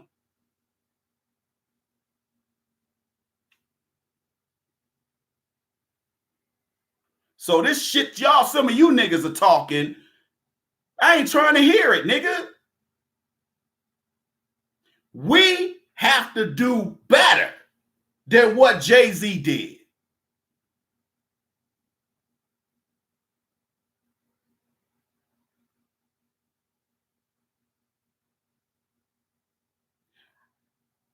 See, black men, you got a lot of brothers that walk around here talking about, well, I mentor black men. Well, you know what? Mentoring young black men ain't shit. Your mentorship program is a joke. Why you gonna say that, man? So you say mentorship is a waste of time? Yeah. Because if you don't have resources to help these brothers and sisters start businesses and fund these businesses, your mentorship goes right down the toilet. Because at the end of the day, they still got to go back over there with that single mom that has nothing. So your mentorship program is shit.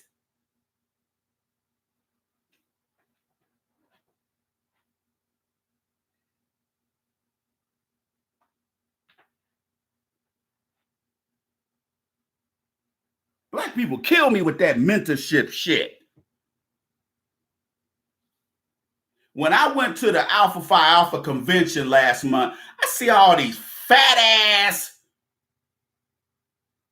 guys that just came into the frat. I'm like, how y'all letting these fat ass 300-pound niggas in here. These niggas can't even walk. This nigga is sweating chicken grease. When I came through, they didn't let fat niggas like that pledge. They didn't let niggas like that get online. That nigga be there had a heart attack.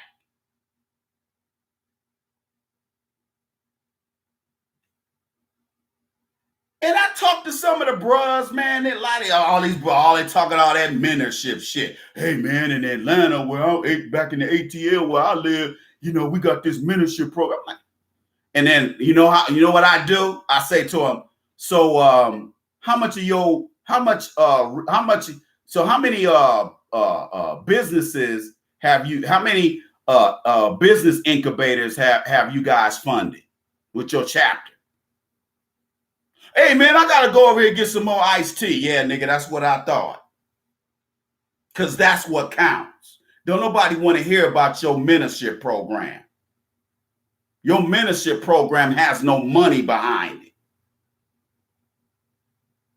That's why when I hear people praising Steve Harvey because he takes 100 young brothers and take them to Disney World. So what?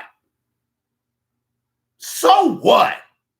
How many of them young brothers did he help start a business so they can feed themselves? Because at some point, they're going to have to feed themselves. White daddy ain't going to do it. Of course, if you want old cracker Joe Biden to get in there in the White House, we can hope for some more welfare programs. You know how you niggas love welfare programs. Maybe instead of giving us Obama phones, we can get Biden phones. See, that's what you niggas want. As long as you can roll around in the dirt like a fucking hound dog and get treated like a hound dog, it don't matter as long as your EBT card is working. See, that's the kind of black men and women we got out here. And that's why we are in a position where we are today, hoping that Joe Biden beats Trump in 2020. Okay? Hoping that Biden can't even remember where he put his car keys yesterday. And you expect him to beat Trump? You don't understand white supremacy. You don't.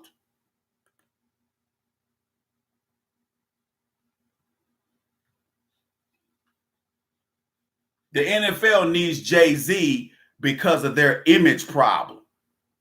They don't need his expertise, but they need him as far as their image problem. You got to understand, it ain't as mega profitable to screw over black folks at the level that the NFL has screwed over black people. You have to understand that's a bad look worldwide.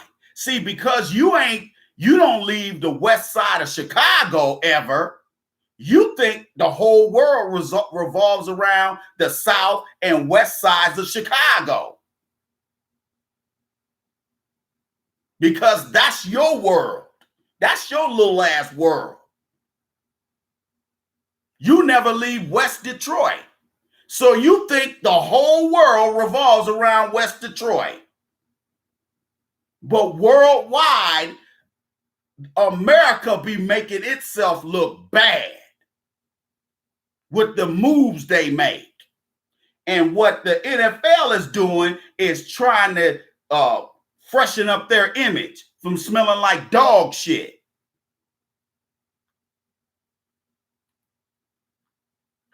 Because even though they only paid Kaepernick about $10-12 million for that collusion case, it still pissed off a lot of white people. Because you should hear some of these white folks on these right-wing sports channels on Sirius XM. They be like, I can't believe they paid that monkey that much money. They shouldn't have gave him nothing. And they be talking like that. They ain't just Rush Limbaugh's show. Listen to Mad Dog's channel sometime.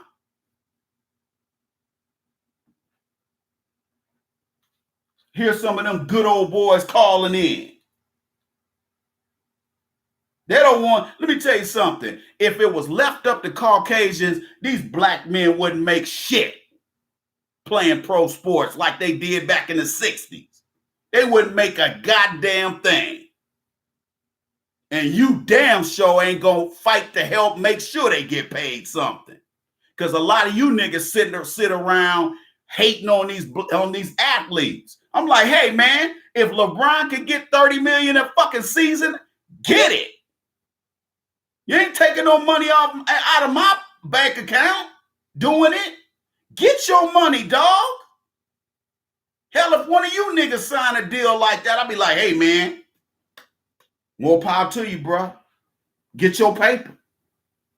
Get your money. Don't forget about the people that's been by you, that's stuck with you through thick and thin. Don't forget about them. See, I don't have nobody that stuck with me through thick and thin because most of the family I know ain't shit on either side of my family. They ain't shit. Them niggas only call you when they want something.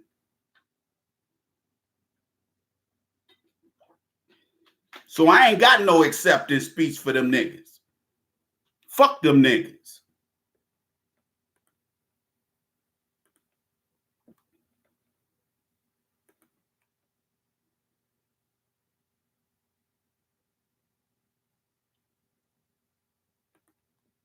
You digs?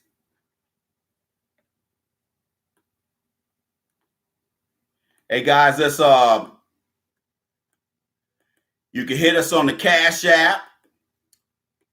You can donate via the Cash App, or you can donate at AskTheIceman.com. Scroll down to the donate button and you can donate there.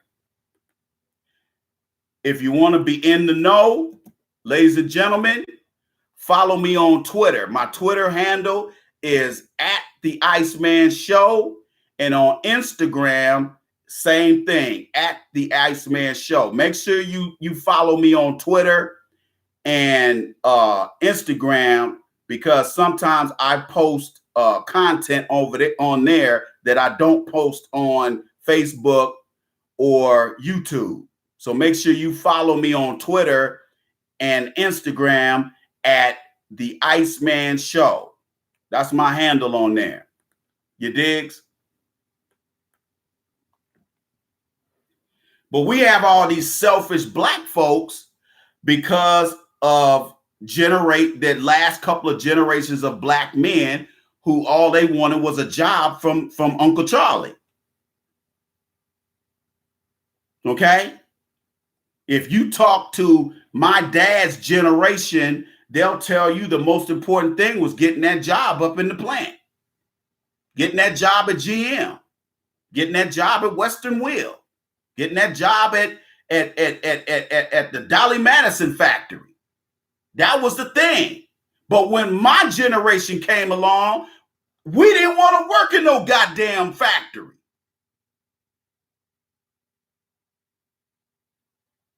Don't do that shit. There's more in life than me working at some goddamn factory.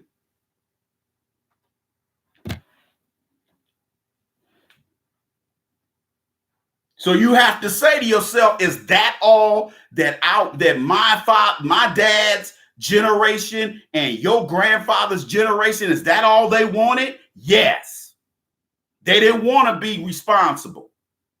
They didn't want to own their own companies, because had they been put in a position to do it, they would have fucked it all up. Hell, my dad couldn't even keep a house. Okay? You gonna trust a black man to run something and you can't even keep an $800,000 house? The fuck out of here. How we gonna put you in the driver's seat to manage a $800 million company, or even an $800,000 company, if that, and you can't even take care of a fucking house. That's why black women can't count on you, black man. You ain't no leader. And yeah, most of it's their fault because they took the welfare, they took the ghetto alimony, they took the child support and the welfare as ghetto alimony. But what these black women didn't understand is that 50 years later, we're seeing the wasteland of what is considered to be the black neighborhood, with being a nothing but a bunch of homo black men, lesbian black women, and a bunch of babies with no daddies. That's what happens when all you think about is yourself. Now black women think they're gonna sit back on their fat asses and sit on Facebook and talk about what's wrong with black men. Ain't nothing wrong with black men. The question is, what's wrong with you, black woman?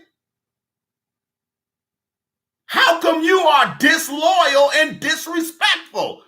Huh? How come I gotta look at women of other races as a possible wife because you're incapable of being one?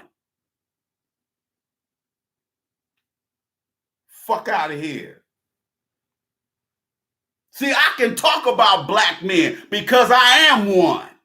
You, on the other hand, cannot. Because you're part of the problem. Not all of you, but some of you.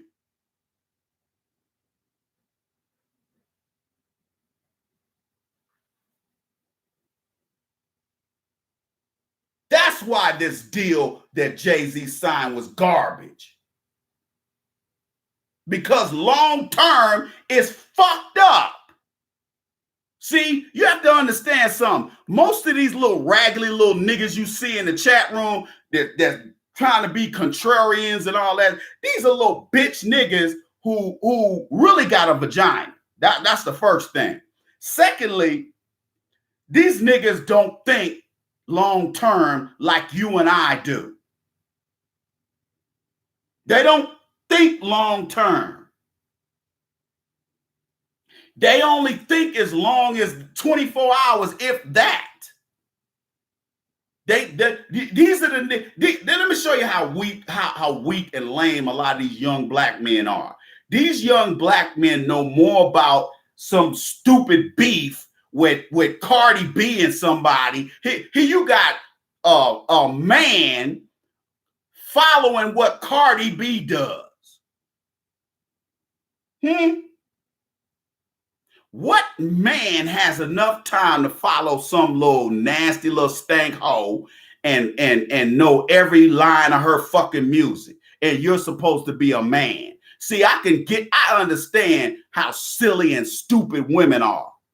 But when you find black men who follow Cardi, who are more concerned about what Cardi B is talking about than the state of Black America economically, you don't have to go that far past that to see what the fucking problem is. See, I didn't grow up in your generation where you can be a little bitch nigga and get away with it. If you see the type of bitch niggas a lot of these young black guys are, if you were that way when I was growing up, you got your ass kicked. You got your ass kicked, dude. Wait a minute, you care about what some female rappers talk about? You got beat down. Nobody had no respect for you. Fuck out of here.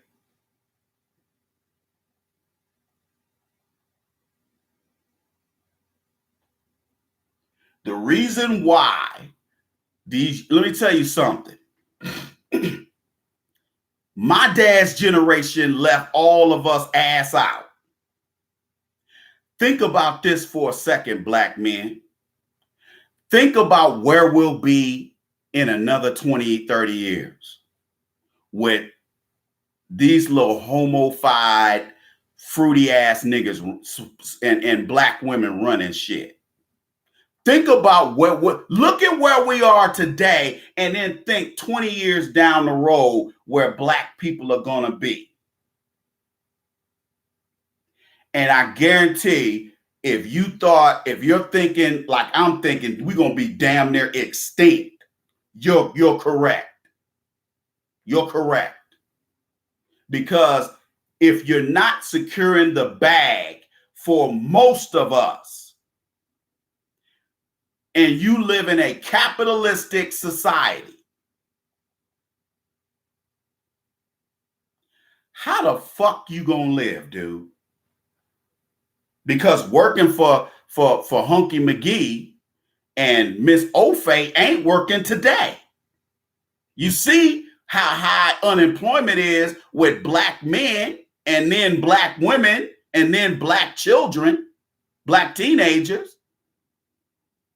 Black women's unemployment percentage is lower, but it's still way double that of white women. Hell, even Asian women. They don't want black men in the workforce. And the only reason why they allow black women in the workforce is to throw off the leadership of the black neighborhoods. Give all the women jobs. You know what the fuck? Do you look at white America? If they took all the jobs from white males and gave them to white women, do you realize how much of a flip-flop that would be? Huh? There's a reason why you see all these homeless black men out here. Somebody's daddy fucked up. Somebody's granddaddy fucked up. See, that's why a lot of these guys on my Facebook side, a lot of these guys, not even before the live stream is over with, they've already unfriended me. Because a lot of these black folks are church going. They love white Jesus. They love that white Jesus. They love that church, even though they know it's total bullshit. They love the church. To them, that's all they got in that old bullshit job. That's all they got, especially in the South.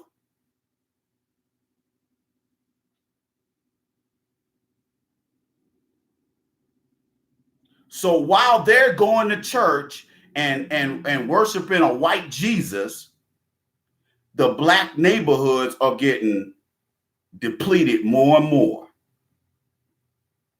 Everybody can't play in the NBA. Everybody can't play in the NFL. So what the rest of us gonna do?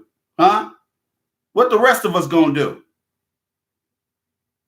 See, that's a question most of you have never asked.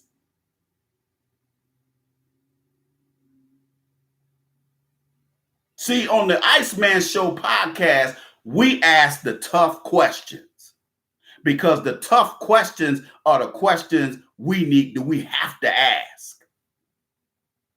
Because those are the questions who are going to keep us from becoming extinct by 2030 or 2050. You cannot live in America hoping for a job. Huh? Can you do that? How far do you think black people are going to move collectively and you still got niggas walking around here talking about I need a job instead of I need to start a business? Let me explain something to you.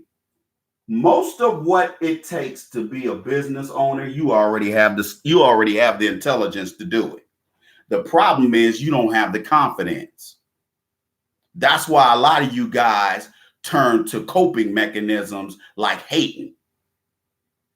That's why a lot of you guys take the coping mechanisms like blowing every dime you get on material items that don't mean shit, that ain't doing shit for you long term.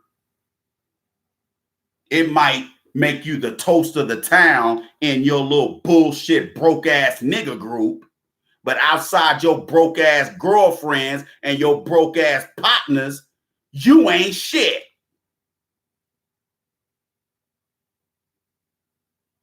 See, black folks can't get out of that mode of thinking. Allow me to introduce myself. My name is Coon.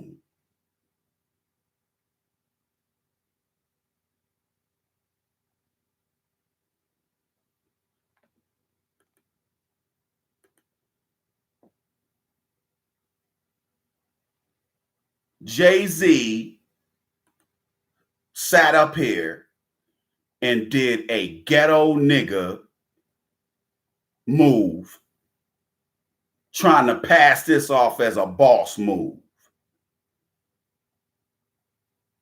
He went in there and made a deal for, instead of 1 brick, 30 bricks. It's still a deal for bricks.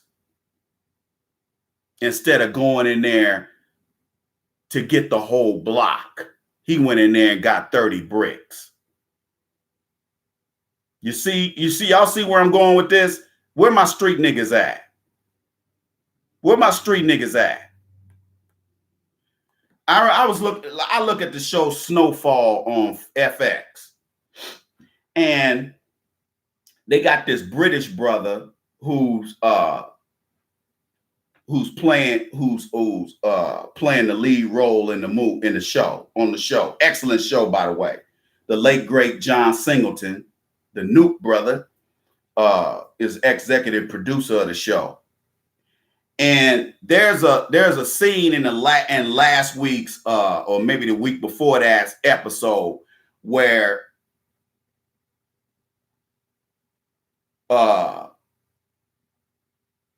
and I forgot the character's name, but how he got in a dope game is he started selling weed for his uncle. And now his uncle is working for him, moving them bricks. Okay? And there's a scene in there where he's trying to explain his business strategy to his enforcer, which is his best friend, his main partner. He killed his other partner last season, but this guy is his main partner. And he said, wait a minute here. Why don't we just cook the rock here and then just give it to them and have them sell it? He was like, no. That brings too much heat on us. That brings the LAPD on us. Here's what we gonna do. We're going to sell wholesale uncut cocaine. Let them cook it and distribute it. That way, we ain't got all these motherfuckers running in and out of here. We can just drop the powder off and show them how to cook it and let them deal with that bullshit, and they pay us up front. That's a brilliant fucking business model. Less heat, less having to be under the radar of the police, make more money. Because if we charge them retail, they're going to go over to the essays and get their rock from them because their essays are going to sell it cheap. This way, they charge double the profit, but the powder is pure. We're talking 97% pure cocaine rather than that stepped on shit they get from them essays. That's probably only 40% cocaine, 60% stepped on. You see? See, most of you niggas would continue to buy your rock from the essays, getting that stepped on shit. Instead of paying double from dude and getting damn near pure cocaine. So when you cut it, you make even more profit.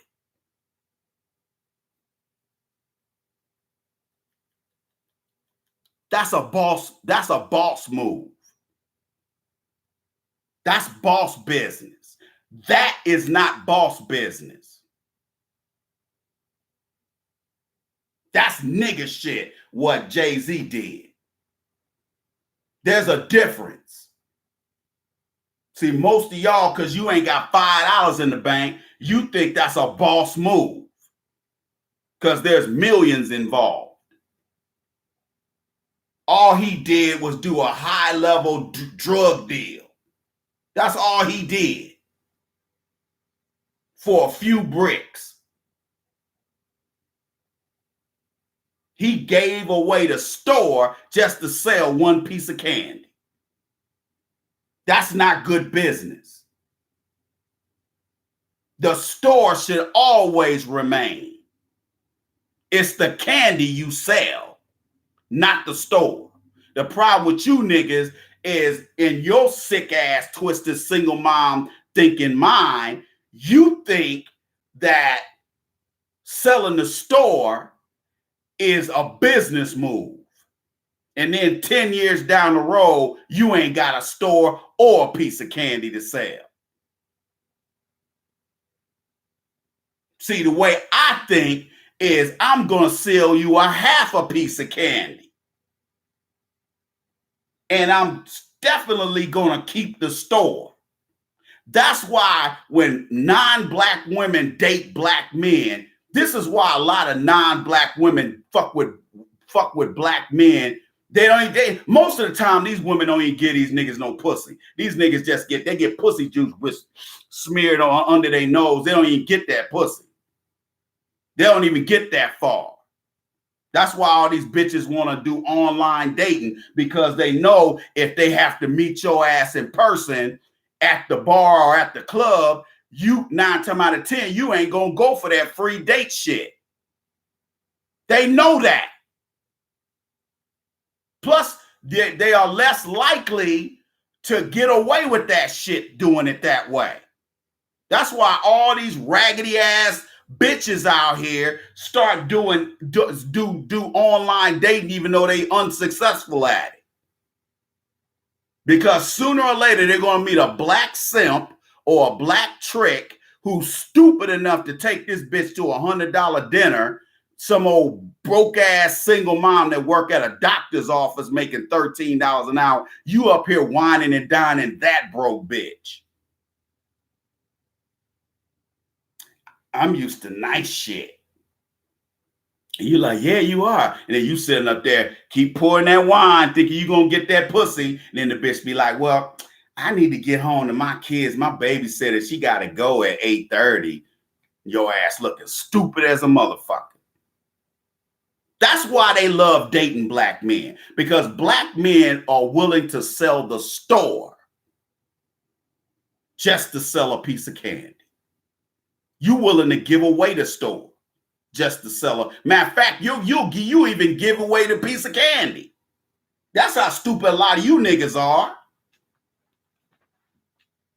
That's why I tell them bitches, okay, I met you on Facebook. Okay, I tell you what, why don't we do this?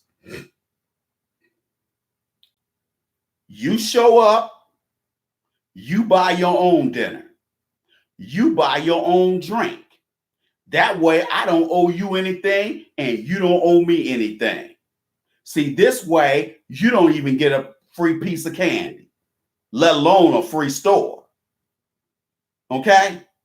I'm not going to cut off my nose to spite my face.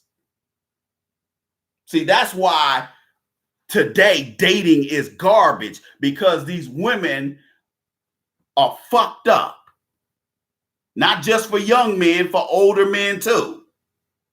Dating is totally fucked up. And those of you who trick your money off and you go out here simping and putting on a cape, being a cape crusader for these hoes, you ain't getting no more pussy than we getting.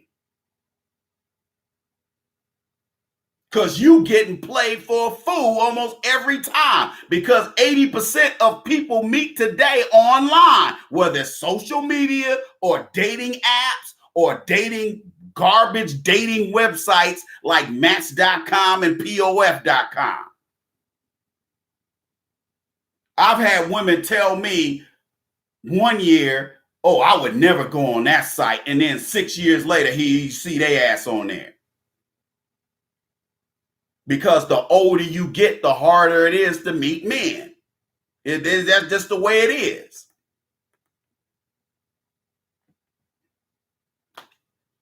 People ain't meeting folks like they used to.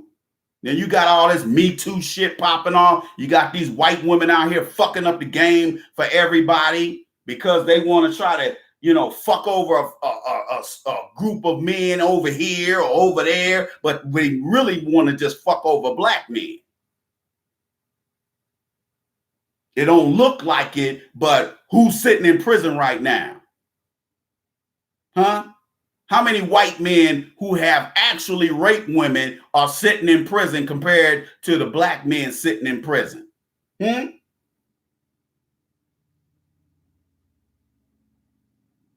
Bill Cosby sitting in prison, and R. Kelly gonna be in the cell next to him, probably for life. For what? I don't know. They just making up shit on R. Kelly's ass. They creating crimes for R. Kelly's ass, but I ain't shedding no tears for the nigga because he did it to himself. He did it to himself. He should have, when the first time he got away with that shit, he should have cut it out. But he kept doing it because he didn't think he'd ever get caught. Not that it would have made that much difference because a lot of these charges are coming from 20, 25 years ago. And believe it or not, they're going to find a jury to convict his ass. All them black people in Chicago and New York, and they're going the whole jury is going to be white. A jury of his peers. Fuck out of here.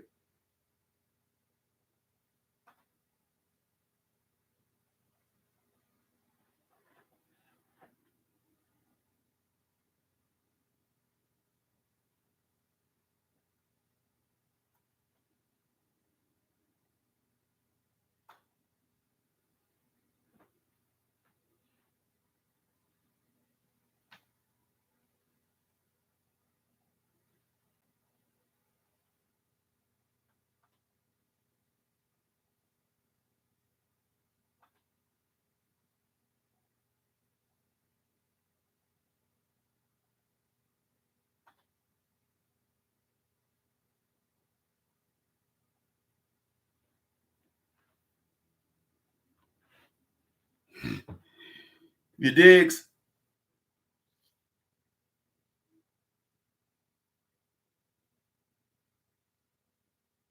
And they trying to get Cuba Gooding hemmed up, accusing him of fondling some white woman at a club or something. And you ain't seen Woody Allen ain't in prison. Roman Polanski ain't in prison. They let Charles Manson die of natural causes. And look what all the mayhem he did back in the 60s. Huh? Come on now.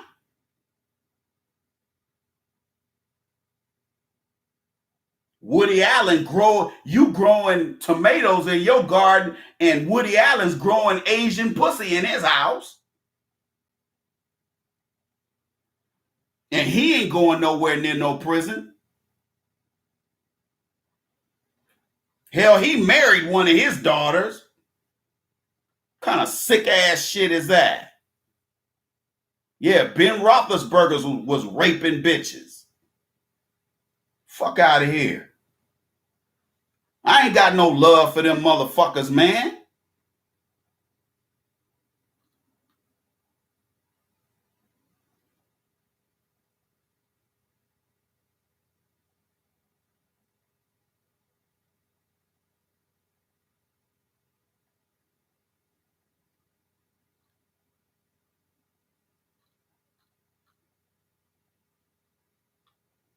I haven't heard the interview that Jay-Z did with the media, but from what I was told, he talking like a stammering drunk. How the hell you gonna broker a $90 million deal and you don't even know how to explain it? Yeah, exactly. Kevin Spacey just got off. Harvey Weinstein just got off. Fuck out of here. But you can pull that long as black men are asleep at the wheel. You can get away with this type of shit. Because black men ain't trying to lead nobody. They just want a job. Remember, niggas just want a job. Remember that? I just want a job. Stupid ass niggas.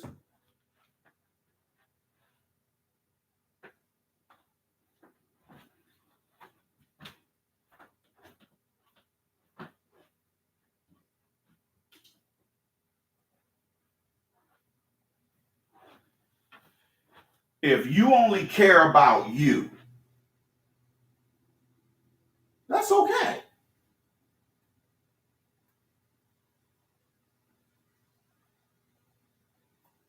But when it affects all of us and we all end up fucked up, now it's a problem. And that's the thing that a lot of black people don't get, is that getting the bag for yourself might be cute today, but in 5 to 7 to 10 years, you're going to realize that deal that you cut with Hunky McGee was the worst thing you've ever done. Because not only did you get a few shillings for yourself, your dignity was sold along with that $90 million deal. Is your dignity for sale, black man? Huh? A lot of you guys, your dignity is for sale. Hell, most of you niggas in the chat room in here, your dignity is for sale. You'll sell your dignity for 50 cents. That's the difference between me and you. My dignity ain't for sale at all. Not even for $90 million. My dignity ain't for sale.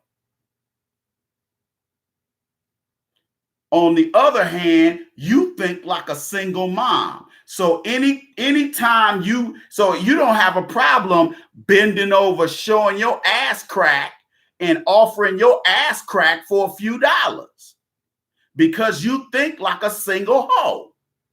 You think like a whore. You got the same stupid ass, sick ass, selfish ass mentality that your ghetto ass mama got. Girl, I said girl, like, you use what you got to get what you want. Your mama got that Players Club mentality, and so do you. And that's why we're in the situation we're in, because black men and women from back in the civil rights movement sold their dignity for a few dollars. That's why black women make the worst girlfriends and wives. And that's why black women are 85% single mom, never been married and never will get married. Because these women only want to secure the bag for themselves, and they're willing to sell their dignity in exchange for a few pieces of silver. That's the difference between you and I.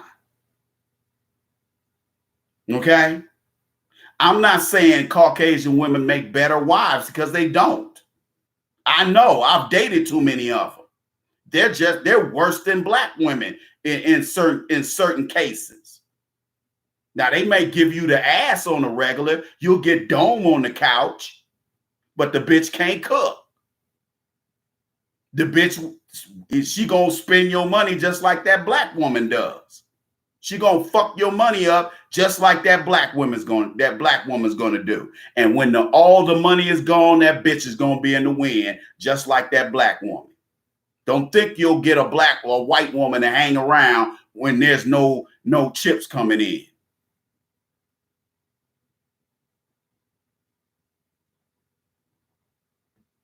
White women will fuck you on the back end. Black women will fuck you on the front and back end. Caucasian women will give the impression that they in your corner on the front end, but on the back end, they fuck you over. Okay? If you don't believe me, ask your nearest white dude. Since you think all these other non-black women are so much better than black women. Okay? Since you think they're so much better. Better get off that shit. You ain't gonna never get another race of women to care about you more than your own women should care about you. And that brings me to our topic for Saturday's Player Circle podcast. Ladies and gentlemen, if you haven't subscribed to the Mad Voodoo Man channel on YouTube, do that right now. Facebook, do that right now. Don't get left out. Okay? Go to YouTube right now. Everybody's got an email address. Some of us got 20 of them. Go create a channel on YouTube and subscribe to the Mad Voodoo Man channel. Here it is right here. You have no excuse. You digs? And that way on Saturday at 4 p.m. when we do the Player Circle podcast, you'll get a notification once I go start the live stream.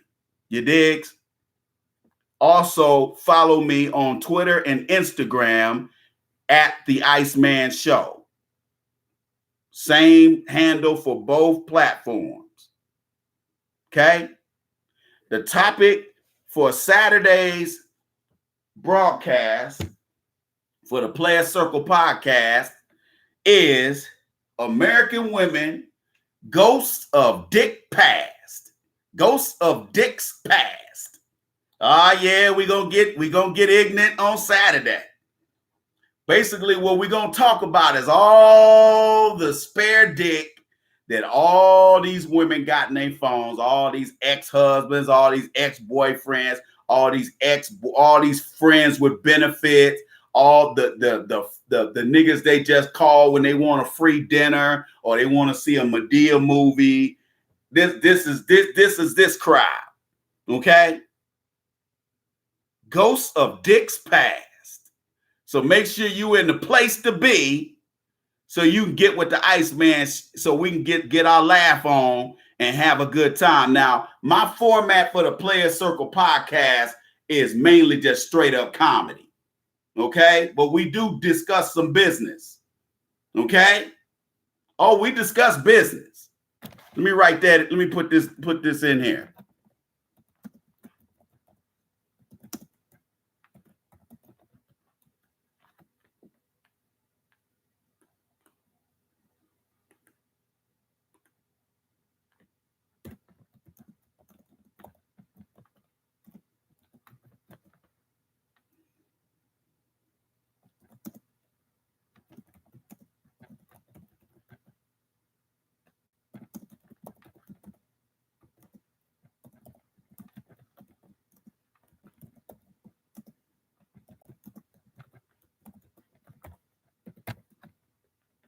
You digs?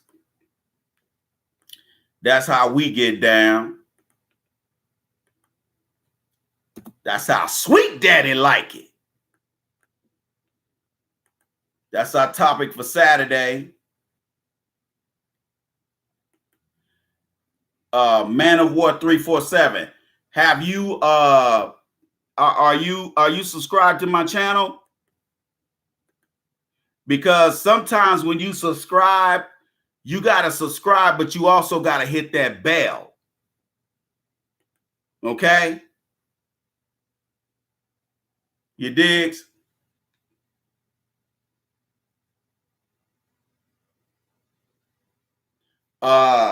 Here. My Facebook page is here it is. Here. I'm banned for 7 days or 6 more days on Facebook. So on the Iceman Show podcast official page, because some mammy got mad because I was talking shit. We actually wasn't just me. That's my handle on Facebook, right there.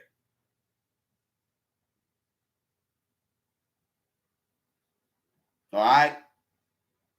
But if you subscribe to the Mad Voodoo Man channel on YouTube, make sure you hit the bell. Hitting the bell will send out notifications. It used to be all you had to do was subscribe to somebody's channel.